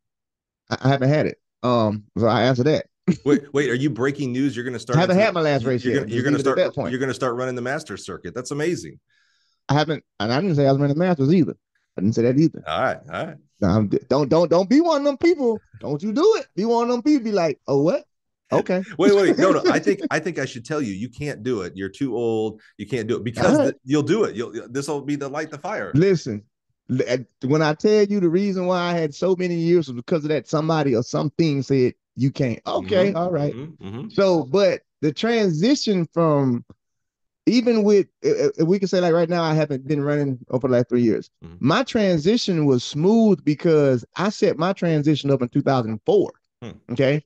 In 2004, I told Andy Miller. Andy Miller was, he worked on all the athletes. I told Andy, I said, Andy, when I get done, I want to be a personal trainer. I said, not only I want to be a personal trainer, I want to be one of the best there is. I want to learn everything I possibly can learn about the body. Okay. So I said, Andy, you going to teach me. And he was laughing. He was like, all right, whatever, So he was doing that though. He was, every time he would work on me, I'd be like, so what you doing? And I would hop on and tell you what you doing. He would tell me what he was doing. And so what happened was anytime anybody, whether it's USA person, somebody to track me, I would always open up and tell them, hey, I'm going to ask you questions because when I'm done running, this is what I want to do. So my entire career, all I did was, it got to a point where when I was getting injured, I was getting excited because now that I'm injured, you're going to have to tell me how I got injured and you're going to have to fix it. And I'm going to learn how to fix what I just tore up. And I'm going to need this for when I get done. So from 2004 until 2013, when I finally decided to go ahead and do personal training, I had 9 years of teaching. So like now when people like, you got a gym and all this is like, well, it's because I actually set it up in 2004. Like I didn't just wake up after training and be like, I'm going to try and be a coach now. Like, no, I was coaching in Kansas City at middle school in 2006. Like I always knew that when track is over, track is going to be over. And so you're going to have something else to fall back on. But that was my mom and my dad. They drilled that in me 100%. You're going to have to have something to fall back on. We had to have something to fall back on. And, so I was like, well, shit, I like doing this. So it was easy transition for me because like I say, I set it up way before. Like I didn't wait till, okay, the spikes hung good. Now what? Oh, no. It got to the point to where toward the later part of my career, I wasn't competing as much. When I switched to Nigeria, I wasn't competing because it was affecting my business off the track. So when I would travel, I would lose clients. So after 2013, I was like, you know what? I'm not traveling anymore. Meaning I'm only going to run one time to qualify and then one time at the nationals and then whatever championship it is 3 times because I can see I'm getting toward the end of my career in 2013. So that's when I started doing the shift then. So I wasn't racing as much. When I was in Nigeria, that's why I didn't know racing because I was building my clientele and building my gym. Do you think most athletes have that attitude or do they have the attitude of like, I'm going to be a professional the rest of my whole life. I'm going to call it the gravy train. This gravy train will always be going on. No, they don't have that. What they lack is what I say is financial literacy, meaning it don't hit them that when it stops, it completely stops. It ain't no. It's like, yeah, your last contract was $350,000. And in your mind, you don't ever think that you're going to spend all that money. So when you're getting your house, you're getting your cars, you're doing all this, you're setting up a certain lifestyle that you got to maintain. And so what ends up happening is nobody knows when that contract is going to stop. That's what gets every single track athlete because they'll think, well, I got an option year, they're going to pick me back up. And when they don't, now you're screwed. Now you're out here trying to run around, find a track meet, find this, find that, trying to get, get back into it. And then what ends up happening is now you'll get those athletes, they get mad at shoe companies. It's like, man, they dropped me now. I'm out here having to run and this and running that. Well, that's a business. You know, it ain't their fault. It's your fault for thinking that you couldn't be dropped. So that's, I think for most track athletes, that's what they get caught in. They get caught in that contract, not expecting to not get re-signed. And then when they don't get re-signed, they go out trying to get a new contract, not understanding it's like, well, you didn't get re-signed because they already seen the value when you start to depreciate, like football, like anywhere else. So that's the thing that actually does that to them. Do you think it's better now than back then because of, like, I think of, and you know, we don't get to see an athlete's total life. We think we do because of social media, that we know a Fred Curley and a Noah Lyles and Grant Hall. We think we know them because we see a post from them once a week or something like that, right? But we really have no idea what they're doing behind the scenes. And I mean that in a good way, like what investments they're making, things like that. Who are they being advised by? But Fred Curley seems to have been a little bit more transparent on the personal side. You know, I saw he bought a ranch with land. Like he seems to like somewhere behind the scenes, he's setting himself up that whenever it does finish, he's going to be fine. Do you think it's better now with athletes because they can, communication is so much easier versus back in your day where, you know, you wanted to communicate with someone? We barely had cell phones back then. We didn't have cell phones down then. So you had to really only maybe rely on mom and dad. There was no calling up hey, Maurice, tell me what you're doing. What should I be doing? You know, it was harder back then. Do you think it's easier now? I'm sorry. Do you think it's better now? Athletes are doing a better job of maybe setting themselves up for the future, or worse now because with social media and communication, we have comparison. So, they're driving this. They bought this kind of hat. Well, I need to do that. And this, screw financial. I'll worry about 10 years from now. 10 years from now. Do you think it's better now or worse? It's definitely, you know what? I would say it's worse. Okay. Because back in our day, as I said, most of all the athletes, they already had positions somewhere waiting for them at a college or a university. That was just the normal transition. It was like, oh, well, now, you know, now it's more like I like to say track athletes don't know their worth and they feel like they're worthless. And the reason why they feel like they're worthless is because they're comparing themselves to everybody else in the sport. So when you start to do that, then it's hard for you to think outside the sport like a Fred Curley and go and attain other things using your name. Okay. Prime example, like me, like I understood just that. And I try and tell athletes all the time, you don't understand what your worth is. Stop comparing yourself to what you're worth in that sport. Because I can promise you, any one of you track athletes, if you go to Walmart and stand right next to the greeter, I bet you for an entire month, nobody will walk in that Walmart that can do what you can do or have done what you have done. Do you know the value of that? Like, do you get that value? You are in a 0.00001 percentile of what you are able to do. There's value in that. The problem is because they're so competitive with each other, they don't know how to step outside of that competitive nature and then go to a stranger and say, hey, I am Rae Edwards. I have been in the world record race with Usain Bolt. I have traveled the world. To the regular person, you are an anomaly now. You are, I would love to work with you. Of course you would, because you're one of those people that would walk in Walmart and not know. So the problem now is track athletes have so much exposure to each other. They're too busy comparing what they don't have to what the other track athletes have, not understanding. You know, Fred Curley, the minute he won, he jumped off the track. He went and took all them accolades and went and made money off of them because he understood that y'all don't understand. So I'm going to teach y'all who I am so that when I teach you, you're going to want to work with me now. You're going to want to help me build this ranch. You're going to want to teach me about how to do my taxes because I just explained to you who I am. So right now, that's most of all the track athletes' issues. They can't get outside of that now. And I think social media is the reason why, because you're able to see more. When we was running. You couldn't see what Maurice had. You couldn't see what, but you didn't know what they got. You couldn't see them at all. So now it to me, I think it's just that. Is that whole competitive nature within itself. Can you imagine HSI in the world of social media? Oh my God. Oh, I can't. Don't want to. Right.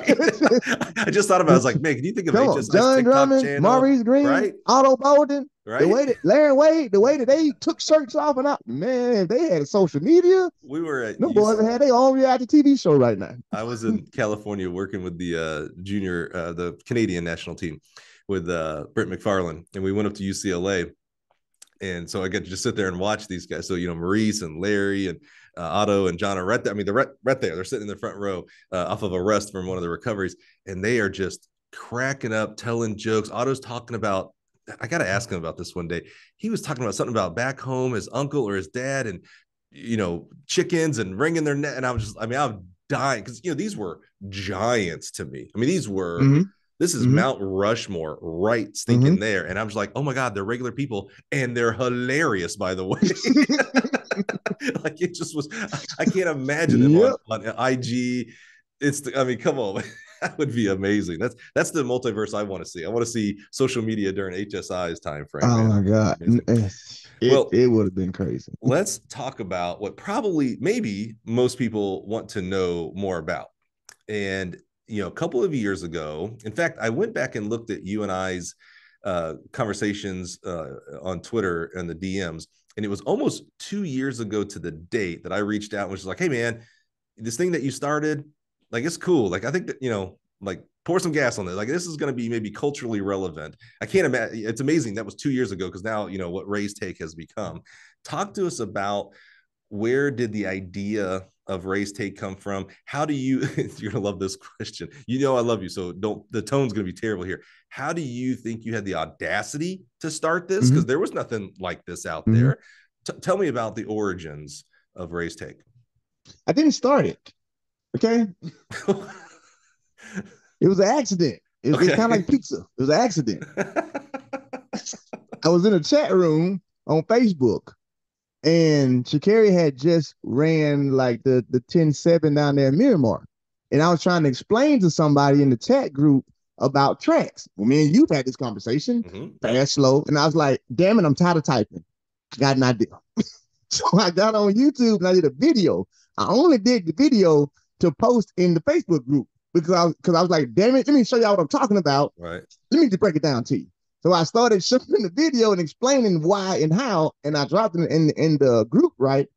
And then the next day, it was just, people were just commenting on it, you know, some good, some bad. And then somebody was like, could you do Trayvon's race? Shit, why not? So then I broke down his race and was like, oh, hell no, that time, you know. And so at that point, people was like, hey, man, we like these race breakdowns you're doing. So I was like, all right. So anytime I wanted to talk, instead of talking, I would go to YouTube. Make a long story short, I was in the track and field, just like Real Deal track and field group, whatever, when I was doing it. So then they blocked me one day, right? And then they said, you can't solicit videos in the Facebook group, whatever. And I'm like, I'm not soliciting videos. People ask me, and I was like, people ask me, so I talk a lot. Like, I can't text as much. And so at that point, I was like, there's that thing again. Somebody tell me what I can't do. I was like, okay, I tell you what, I go build my own. And here we are. At that point, it is. You know, things evolve, right? Like, you know, we're on episode 200 and something here. What we were and what we started at episode 1 has certainly evolved to where we are at episode 200 and something, right? Not only like technical, like we didn't use video when we first started. So, you know, it was just, you know, literally the very first interview we did, there was a phone between me and our first guest, and we recorded. That's how the podcast started. And now we have video and social media. We're doing live events. I mean, it evolves. What did you think as you started getting the channel up and operational and you're getting your videos up and going?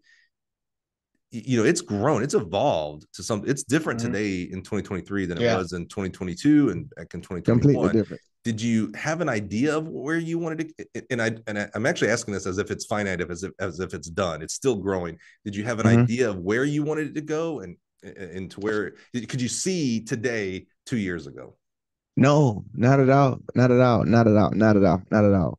And I think the reason why Raise Take is what it is today is because of the backlashes and the blockages that I got. And as y'all have seen on this show, like the minute somebody says anything crazy to me, like you can't or try and stop me, that's when I go harder. So it was more of when I was doing it and I was doing a breakdown video, because all I wanted to do was break down videos. Like I'm still a coach, you know. So I'm like, I didn't care nothing about doing the podcast and all that, none of that. So what happened was when, the other company, because again, I didn't know that what I was doing, you could not do. Like you can't show other people's content and break it down. So when I got the YouTube strikes and everything and, the flags, at that point, it was like, okay, now I'm mad. Meaning that's that Rae Edwards again. Like, all right, I'm going to show you. I ain't going to do it this way. I'm going to do it this way now. It's not going to go away. And so at that point, I had to find another angle to do, a whole nother avenue. Like, okay, well, I can't break down videos, but I still want to talk about it. So then I just started saying, just breaking down the video without showing it. And at that point, people started talking like, I asked JD to come on the show one day and do a breakdown with me. So I started doing interviews of like the athletes and the coaches that I knew or whatever. And then at that point, people was like, man, can you get this person on the show? Can you get that person on the show? And I was like, cool, all right, but it wasn't until Tokyo when I realized that, okay, this thing is about to take off. Because, Trayvon was hot, and then people was trying to figure out what was going on with Trayvon. The first round, he didn't run good. Second round, he didn't run good. And then Trayvon gave me an exclusive. Before he went to anybody else, before he went to any,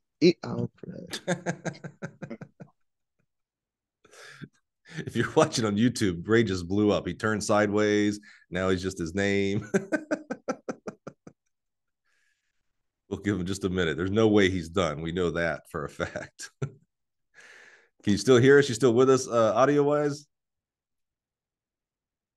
I bet you. I think he was on his phone. I think another phone call came in. It was probably JD or somebody giving him a call, and maybe Trayvon giving him another exclusive here. So we'll just give just a minute. We'll have Rae hop back on here. It's interesting. I see a lot of myself in Rae growing up in the Wiregrass without the speed, of course, unfortunately. So it's just so awesome to see, kids that grow up in that type of environment. And I don't want to say there's hopelessness, but there certainly is not hope out there, at least in our time frame. Again, things have changed with social media and communication. But, we grow up thinking that this is it. This is where, you're born in this town or you lived in this town. And this is as far as the town goes. There is no, we watch shows to see what Chicago and Atlanta and Dallas and LA are and their lifestyles, but they're not attainable to us. And so, to hear Rae's story of a lot of could have been, right? He starts running fast and he could have gone to Auburn. He could have gone to Alabama, and he goes to Hamilton, Alabama. Let me tell you, Bevel State Community College, small. And so to see that, he can go to those areas and that there's hope, that there's bigger things out there. It's quite amazing. See, I told you he wouldn't take long to get back here. All right. I figured Trayvon was calling you for another exclusive is what I assumed that was. So you're telling us about Trayvon calling you, giving an exclusive. Yeah. So he reached out to me. He was like, yo, I want to tell my side. I want to tell what happened. But I want to give it to you first. And so at that point, I was like, oh, so we did that. We did the interview when he was in Tokyo, and I was here, I did on the screen, everything. That video ended up getting 5,000 something plays. And then even ESPN and NBC Olympics, they didn't use my video, but they used the information from the video. So people was telling us like, man, they got this from your show. Mm-hmm. And so at that point, I was like, okay, this is real. Now it's real. So after that, I started having, the relay teams on and athletes just hitting me up like, hey, I want to come on your show and talk about it. And then it became a thing to where if you was like Mary Bell, you know, and Briscoe, if you was an up and coming somebody who just hit the scene, you had to come to Rae's Take. It was almost like your initiation. So I started getting those type of athletes that people were like, well, who is that? Who is that? So I had to reach out to them. And so they would come on the show, you know, and then it became a thing to where if you came on the show, you would get a medal, which ended up happening. It was like some weird stuff. So at that point, I was just like, okay, well, Rae's Take is something. But with anything there is I like to say, when it comes to entertainment, because what Rae's Take is, I mean, you know me, Rae's Take and Rae aren't the same people. You know, I mastered being an entertainer. And what comes with being an entertainer is everybody isn't going to like you. So I had to learn how to deal with that inside of Rae's Take to where I'll say that's when I knew it had got to a global level. And then when I started traveling to track meets, I would go to a track meet because I'm actually coaching athletes, but people would stop me and be like, "Hey, I just want to tell you, I love what you're doing." I'm like, "Man, these folks slow. They ain't even fast." "Oh, you about my show?" "Oh, okay. I appreciate it. I appreciate it." So, and then it became weird because I was like, "Man, these people just stopped me and was talking about the show." Till it got to like last year to where I couldn't even go to a track meet, to where now it's invited to track meets. It's like, "Hey, will you come up to this track meet?" You know, shout out to Murphy's Classic. I enjoy it. They track meet. To where now it's on a whole nother level to where I can't even be Rae. Because even when I was at Murphy's Classic, you know, I'm there with my athletes. I'm trying to, you know, go to the track, get them. And every step I take, it's somebody. And I don't not like it. Make sure I put it out there. I do not like it. You know, I actually love it. But it's just remembering that Rae's Take has become like a global phenomenon to where me and Michael Johnson will be going back and forth arguing. You know, like RG3, you know, is a Rae's Take fan, you know, so it's crazy that it's became this popular, I'd say. Yeah, I think, you know, one of the things that you have many things going for you, but to me, and, you know, I actually said this in our pre-interview, right? Like, I believe in authenticity. And that's something that you obviously can't fake because it's in the very definition of authenticity, right? So you have a lot of authenticity with your background, not only your background, obviously in the sprinting world and coaching world and understanding what an athlete is going through their transitions of their actual races, but where you came from as well. It's not like you came from an area where you had everything given to you. So, you know, maybe you already had camera and things like that, equipment. You had to like start with your phone and you had to, you know, build up to where you are now with, you know, professional mics and cameras and things like that. So I think there's a lot of authenticity. So like, it doesn't surprise it. On one hand, it surprised me like a Trayvon would want to give you the exclusive. And what I mean by that is because, you know, he's a big enough name. He could call, you would hope that he could call NBC Olympics and say, "Hey, I want to tell my story, and, you know, you're NBC Olympics, so, and I'm Trayvon, so you would listen to it." They would take that phone call, right? It doesn't surprise me that he called you because it's like, oh, you know what? This guy's me. You know, this guy, he came from where I came from. He's done what I've done. He's tried to achieve the things that I've tried to achieve. Like, I think I can have an actual real conversation for someone who might actually understand me versus some reporter who may know track and field real well and know stats and all that, but doesn't know what it's like to actually be in the blocks with this gold medalist next to you, this world record next to you, and have the stress and pressure that's on you. So I think that authenticity not only helps you with your guest, I think that's what actually comes through the screen. I think that's why people come and watch. It's like, oh, like, this guy isn't going to give me the fluff and puff. He's going to give me the real, what he actually thinks on there, whether I agree with it or not agree with it. He's going to tell it to me. And you surround yourself now. What I love about your show is the uniqueness of it in regards to, you have several different formats, right? So you've had race breakdowns. That's a format in its own. You've had one-on-one interviews. That's like we do here. That's a format of its own.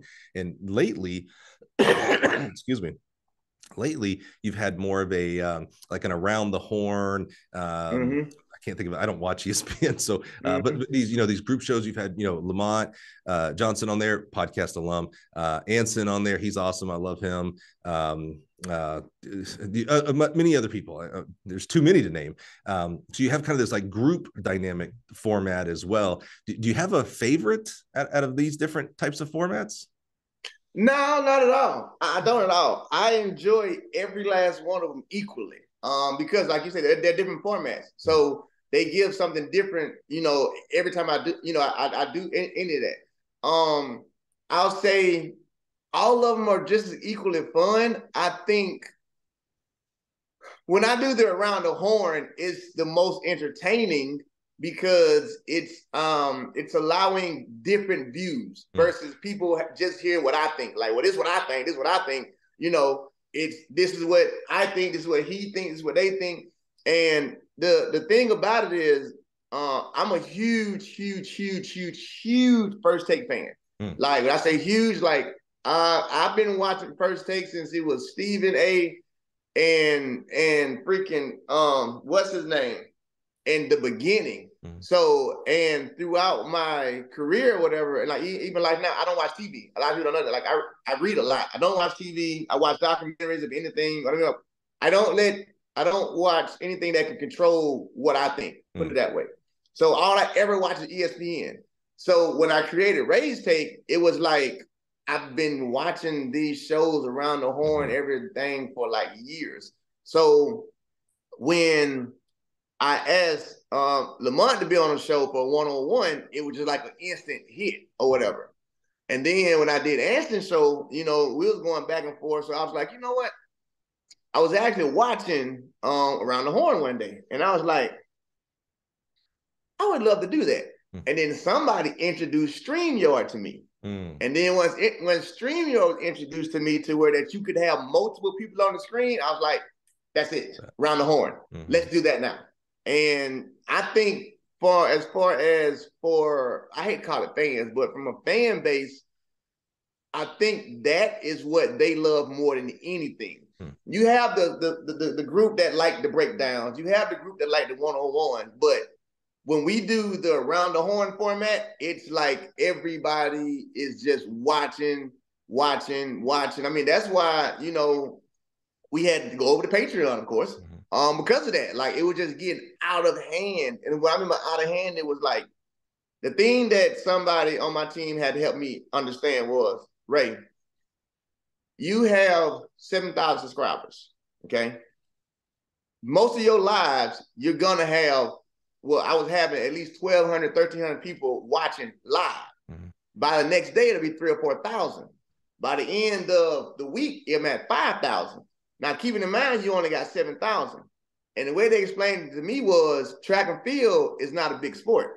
So you can't compare your numbers to another podcast that's an NFL podcast or that's a basketball podcast. You're reaching, without you knowing it, you're reaching about 70% of that entire sport. And so once I started traveling, like being in Puerto Rico with Paul and stuff like that, it started making sense. Like everywhere I went, they already knew or they knew about the show. So it's like, this shit has gotten way out of hand to where people was forgetting that it was a show and was taking it too serious and taking a lot of stuff that we were saying, to different extremes to where it's like, we're actually trying to give y'all what y'all want, okay? And we're trying to do it in the same fashion of, hey, RG3 is a Rae's Take fan. Emmanuel Ocho is a Rae's Take fan. These people started talking about track and field more.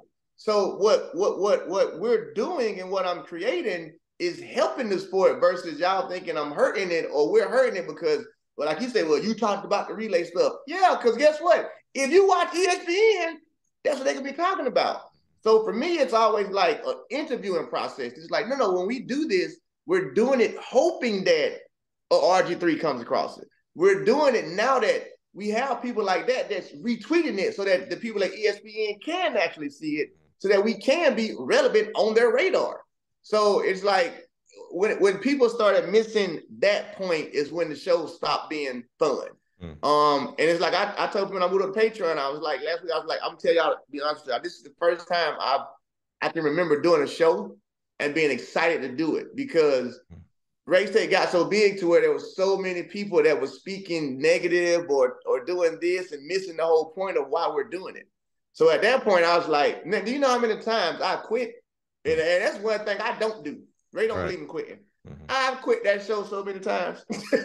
But it's always like Lamont and T and Colin, you know, like, so all of us, me, Lamont, T, Colin, we all have a private analyst chat group that we've had for over a year. Like, all of us are in here.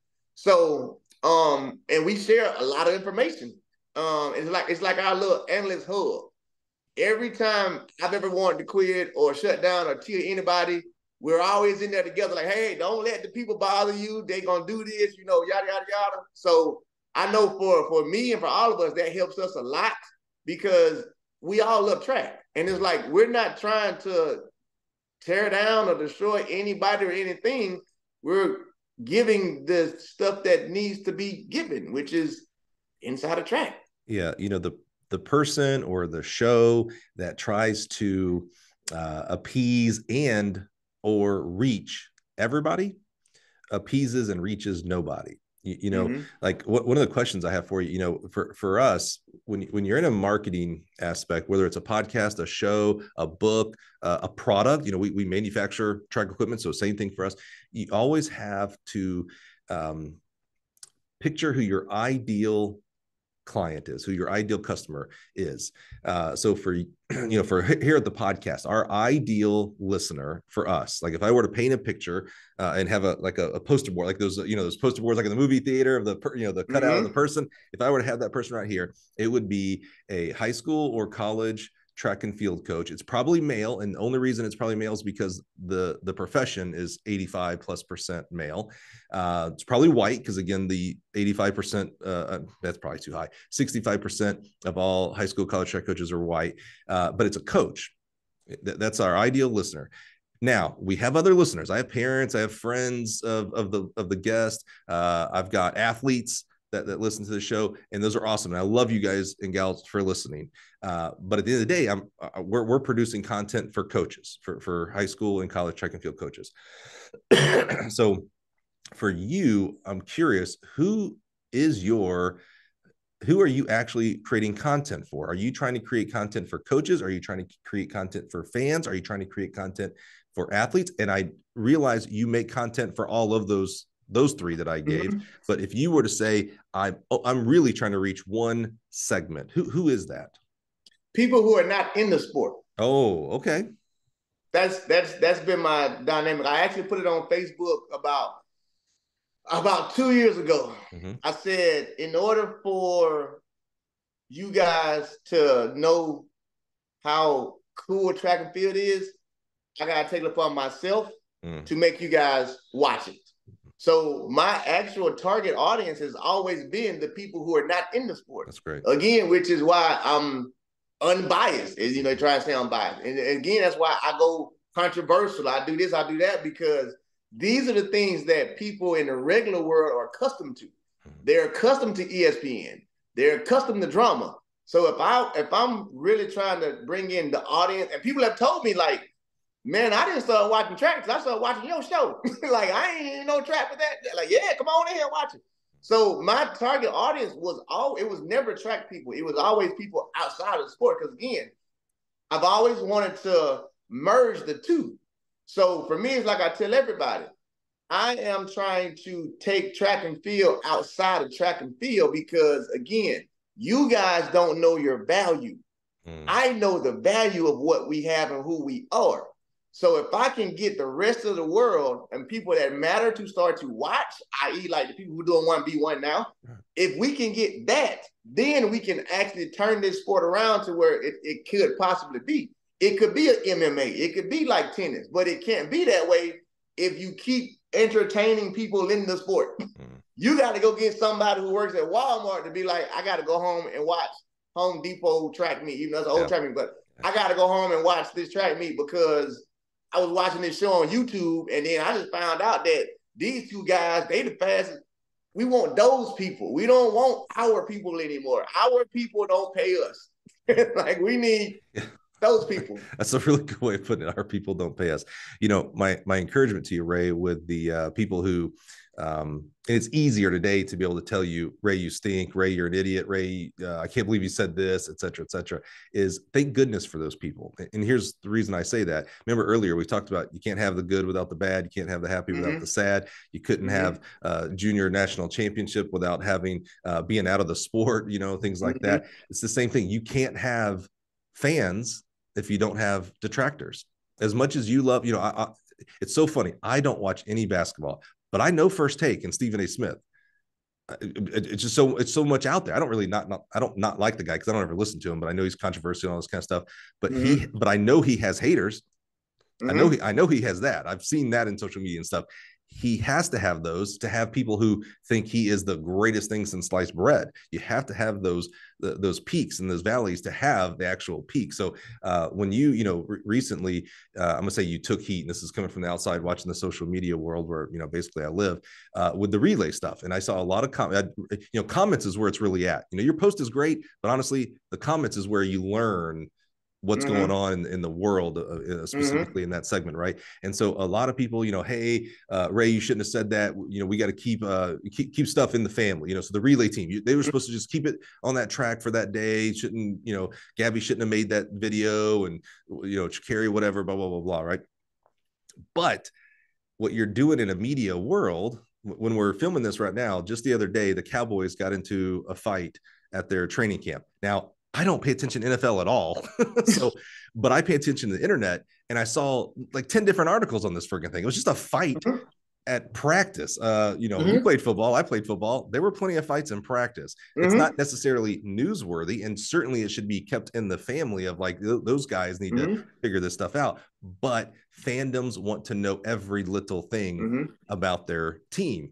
And so it was a big deal. It was newsworthy. So same thing, fandoms want to know about what's going on we don't have teams, unfortunately, until we get to Olympics with Team USA, et cetera. But we want to know what's going on in the world. And because we have no quote unquote traditional media covering us 24/7, like the NFL and the NBA, it's outlets like yourself to have the media outlet of like, let us in. As a track fan, I want to know that there was beef. I want to know what was going on. And honestly, I want to know, because I hope they squash it and then go win the gold medal. Like that's where the stories are, is that they came from like, oh, we almost didn't have a relay because they were at each other's throat, and now we won the gold medal or whatnot. You know, that's where the story comes from. So I just give you just encouragement of like, you know, when you are feeling down, it's easy to read those comments, and it's easy to read those and have those overwhelm you versus all the positive comments, because the positive comments don't always necessarily come.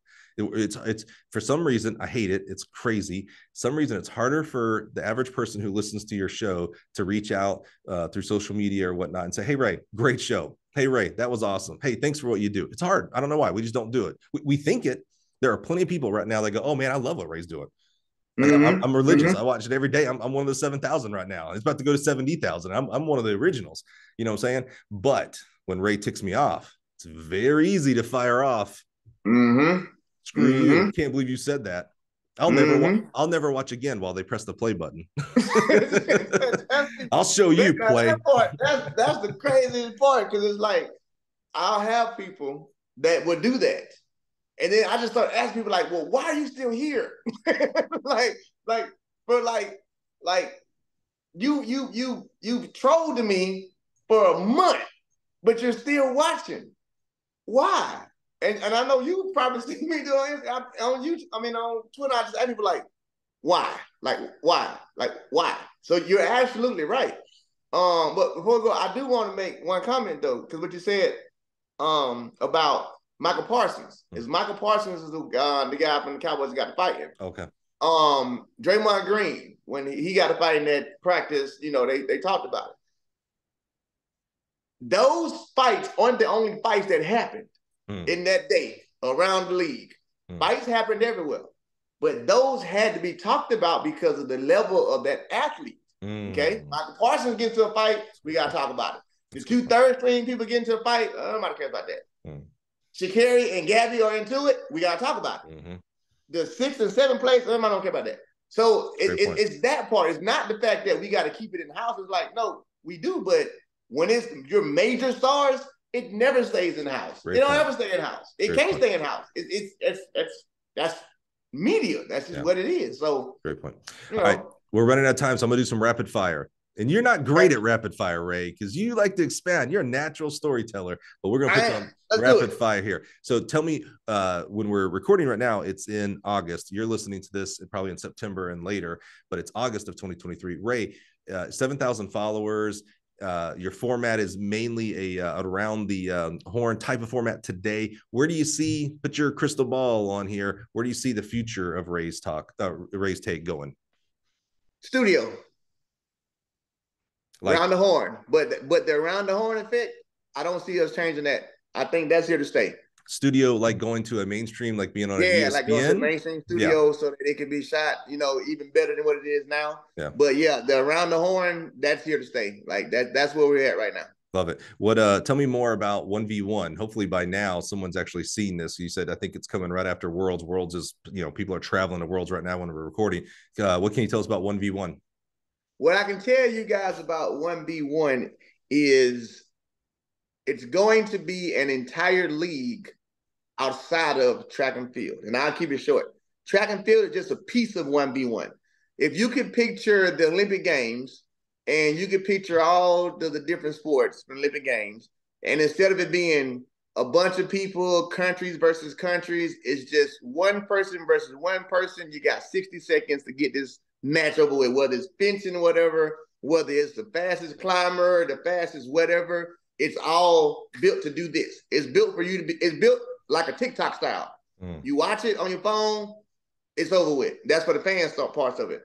From the other side of it is it gives an avenue, at least in track and field, for track athletes to actually make some money, because the races that I'll be putting on with their help, like I told them, we cannot pay a single athlete for a single race less than what they would make for 3 years out of a contract. Wow. That was our standard. The standard is what they give most athletes for a 3-year deal, you get that in one track meet, in one race. Do you need alternates? Now I want to know. Oh, and now watch this. It's not part of track and field. It's his own league, which means the average Joe can be at home on the couch and say, you know what? I want to go train. 27 years old, I want to go train and go for 1v1. Come on. Which in track and field, you cannot do. You got to go through the ranks. Like, you can't get in this track meet. You can be a complete stranger and then go to a local high school, time yourself, submit and say, I want a shot at the races. All right, well, come on. Love it. That's so cool. That's the beauty of it. Like, it's a whole new league. I love it. All right, last two questions.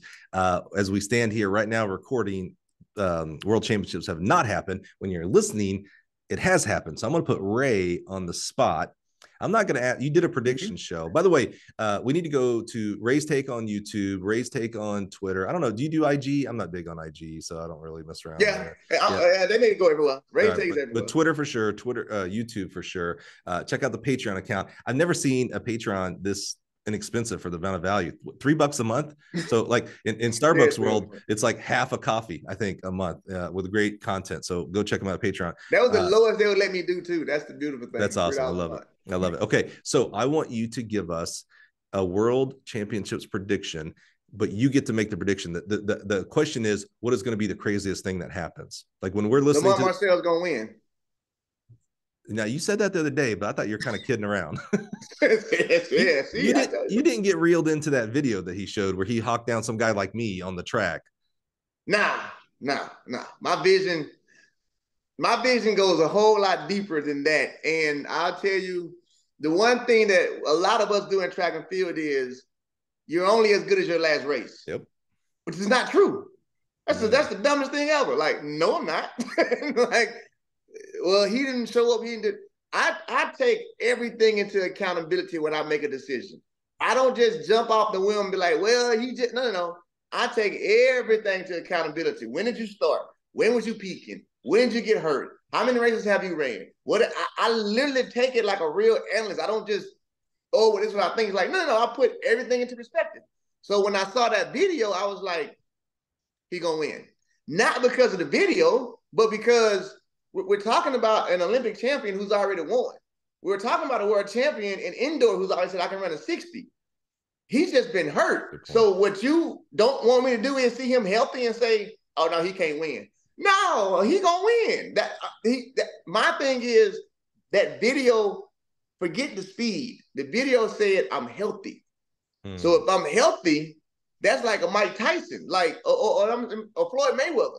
Floyd Mayweather has been said to have the best technique there is in boxing. So if Floyd gets beat up and he comes back healthy, I'm going with Floyd. That dude's mechanics is amazing. And I know I'm going with him. Words are words, but today I just saw where in the press conference, Noah said, I'm running 965. And Fred said, well, if he's running 965, that means I'm running faster than that. Yeah. No one mentioned Lamont. I know. You're sticking with it. We're going to know. I'm sticking with it. When this gets published. You asked me over the why. I just told y'all. Okay. Lamont Marcel Jacobs winning 100 dash. I'm sticking with it, Jack. I am not changing that up. Last question that everybody really wants to know, Rae, is when are you going to have me back on your show again? You know what? I got to have you on the show after Prefontaine. I'm going to be a pre. You're not going to be a pre, are you? No, I don't want. I don't go to them track meets. I try not to go to them track meets because I get bombarded. Yeah. I went to Texas relays and then I had to leave early. I'm tired of these autographs and pictures. I gotta go. We're doing. In fact, this is. I think we're publishing this on 9/18, so that means pre just got over. We're doing a live podcast from the pre-show as well from Prefontaine Classic. Yeah, and you know why? You know why? I want you on that show because there's this theme that I have against that track. What, you hate all the fast times that get run on it? And don't nobody want to believe it. And I'd be like, listen, it's the track, people. So when you came on the first time, I'm your equipment track guy. That's right. That's right. It was too soon then. People didn't watch the show night. That's right. Now it's like, come on back. Tell them what you told me. As always, I told you, my role is to bring value to you and your listeners. So anytime, brother, I'm ready for you. You guys are awesome, man. Oh yeah, we're gonna do that. And Lamont and Fraser, they definitely gonna love to have you on the show. So mark it. You on the Prefontaine. I love the Prefontaine prediction show. You are on that show. I love it. I'm there for you. Tell people about the track again. All right. Well, so it's weird in podcast world. We're talking about future stuff that probably already happened by the time you're listening to it. But he's on wax, man. He said Jacobs is winning. I'm gonna go tweet to Fred and Noah right now and let them know because we gotta get it going. And you were here again, man. Thank you, Rae, so much, man. I appreciate you, brother. I know how busy you are. So anytime someone can sit down with me here on the Gill Athletics Track and Field Connections podcast and spend time, man. I'm so grateful, honestly, so grateful for you. You could have made out like 10 pieces of content in the time you sat down with me here, man. So just so grateful for you. And I knew this would be a lot of fun and bring back a lot of memories from Opelika and Eufaula and Dothan, man. It's just, it's a special place. And I'm glad to be able to share your story with our listeners this week. I appreciate that, brother. I appreciate you for having me. I appreciate you for having me. It was the one show that I was geared up for. I was a whole week early. Like, what time we started? That's right. Next week. Oh. I was driving to vacation. I was like, Rae. I was like, I swear I said the 18th, man. I love it, though. That's my guy. He's ready. I love it. I hope you enjoyed listening this week, man. We're continually, again, we're coach focused, so we're going to have the vast majority of amazing people who choose to be track coaches around the country, around the world a lot of times. But I do like two things. I like showing off track people like Rae and his story and what he's doing inside the world of track and field and what he has done as an athlete and a coach in track and field. But also I like to, I don't want to say put on, because what he has built all on his own. There's no, hey, because of me, he gets X, Y, and Z. I do like showing other shows that are out there. I'm so grateful for the audience that we have, you listening right now. It's amazing what we've built because of you coming back every single week to listen to these amazing people. But I also like to show other forms of media out there that are great for track and field, and Rae's Take is certainly one. I can't wait to do like a 5-year, 10-year like recap. Like he's talking about 7,000 subscribers now on YouTube. I can't wait to see what 5 years, 10 years, because he's going to be still building it, still doing amazing things, bringing you value. So go check him out on YouTube at Rae's Take. And join us here next week. We'll do it all over again at the Gill Track and Field Connections podcast. Thanks, everybody. Have an awesome week.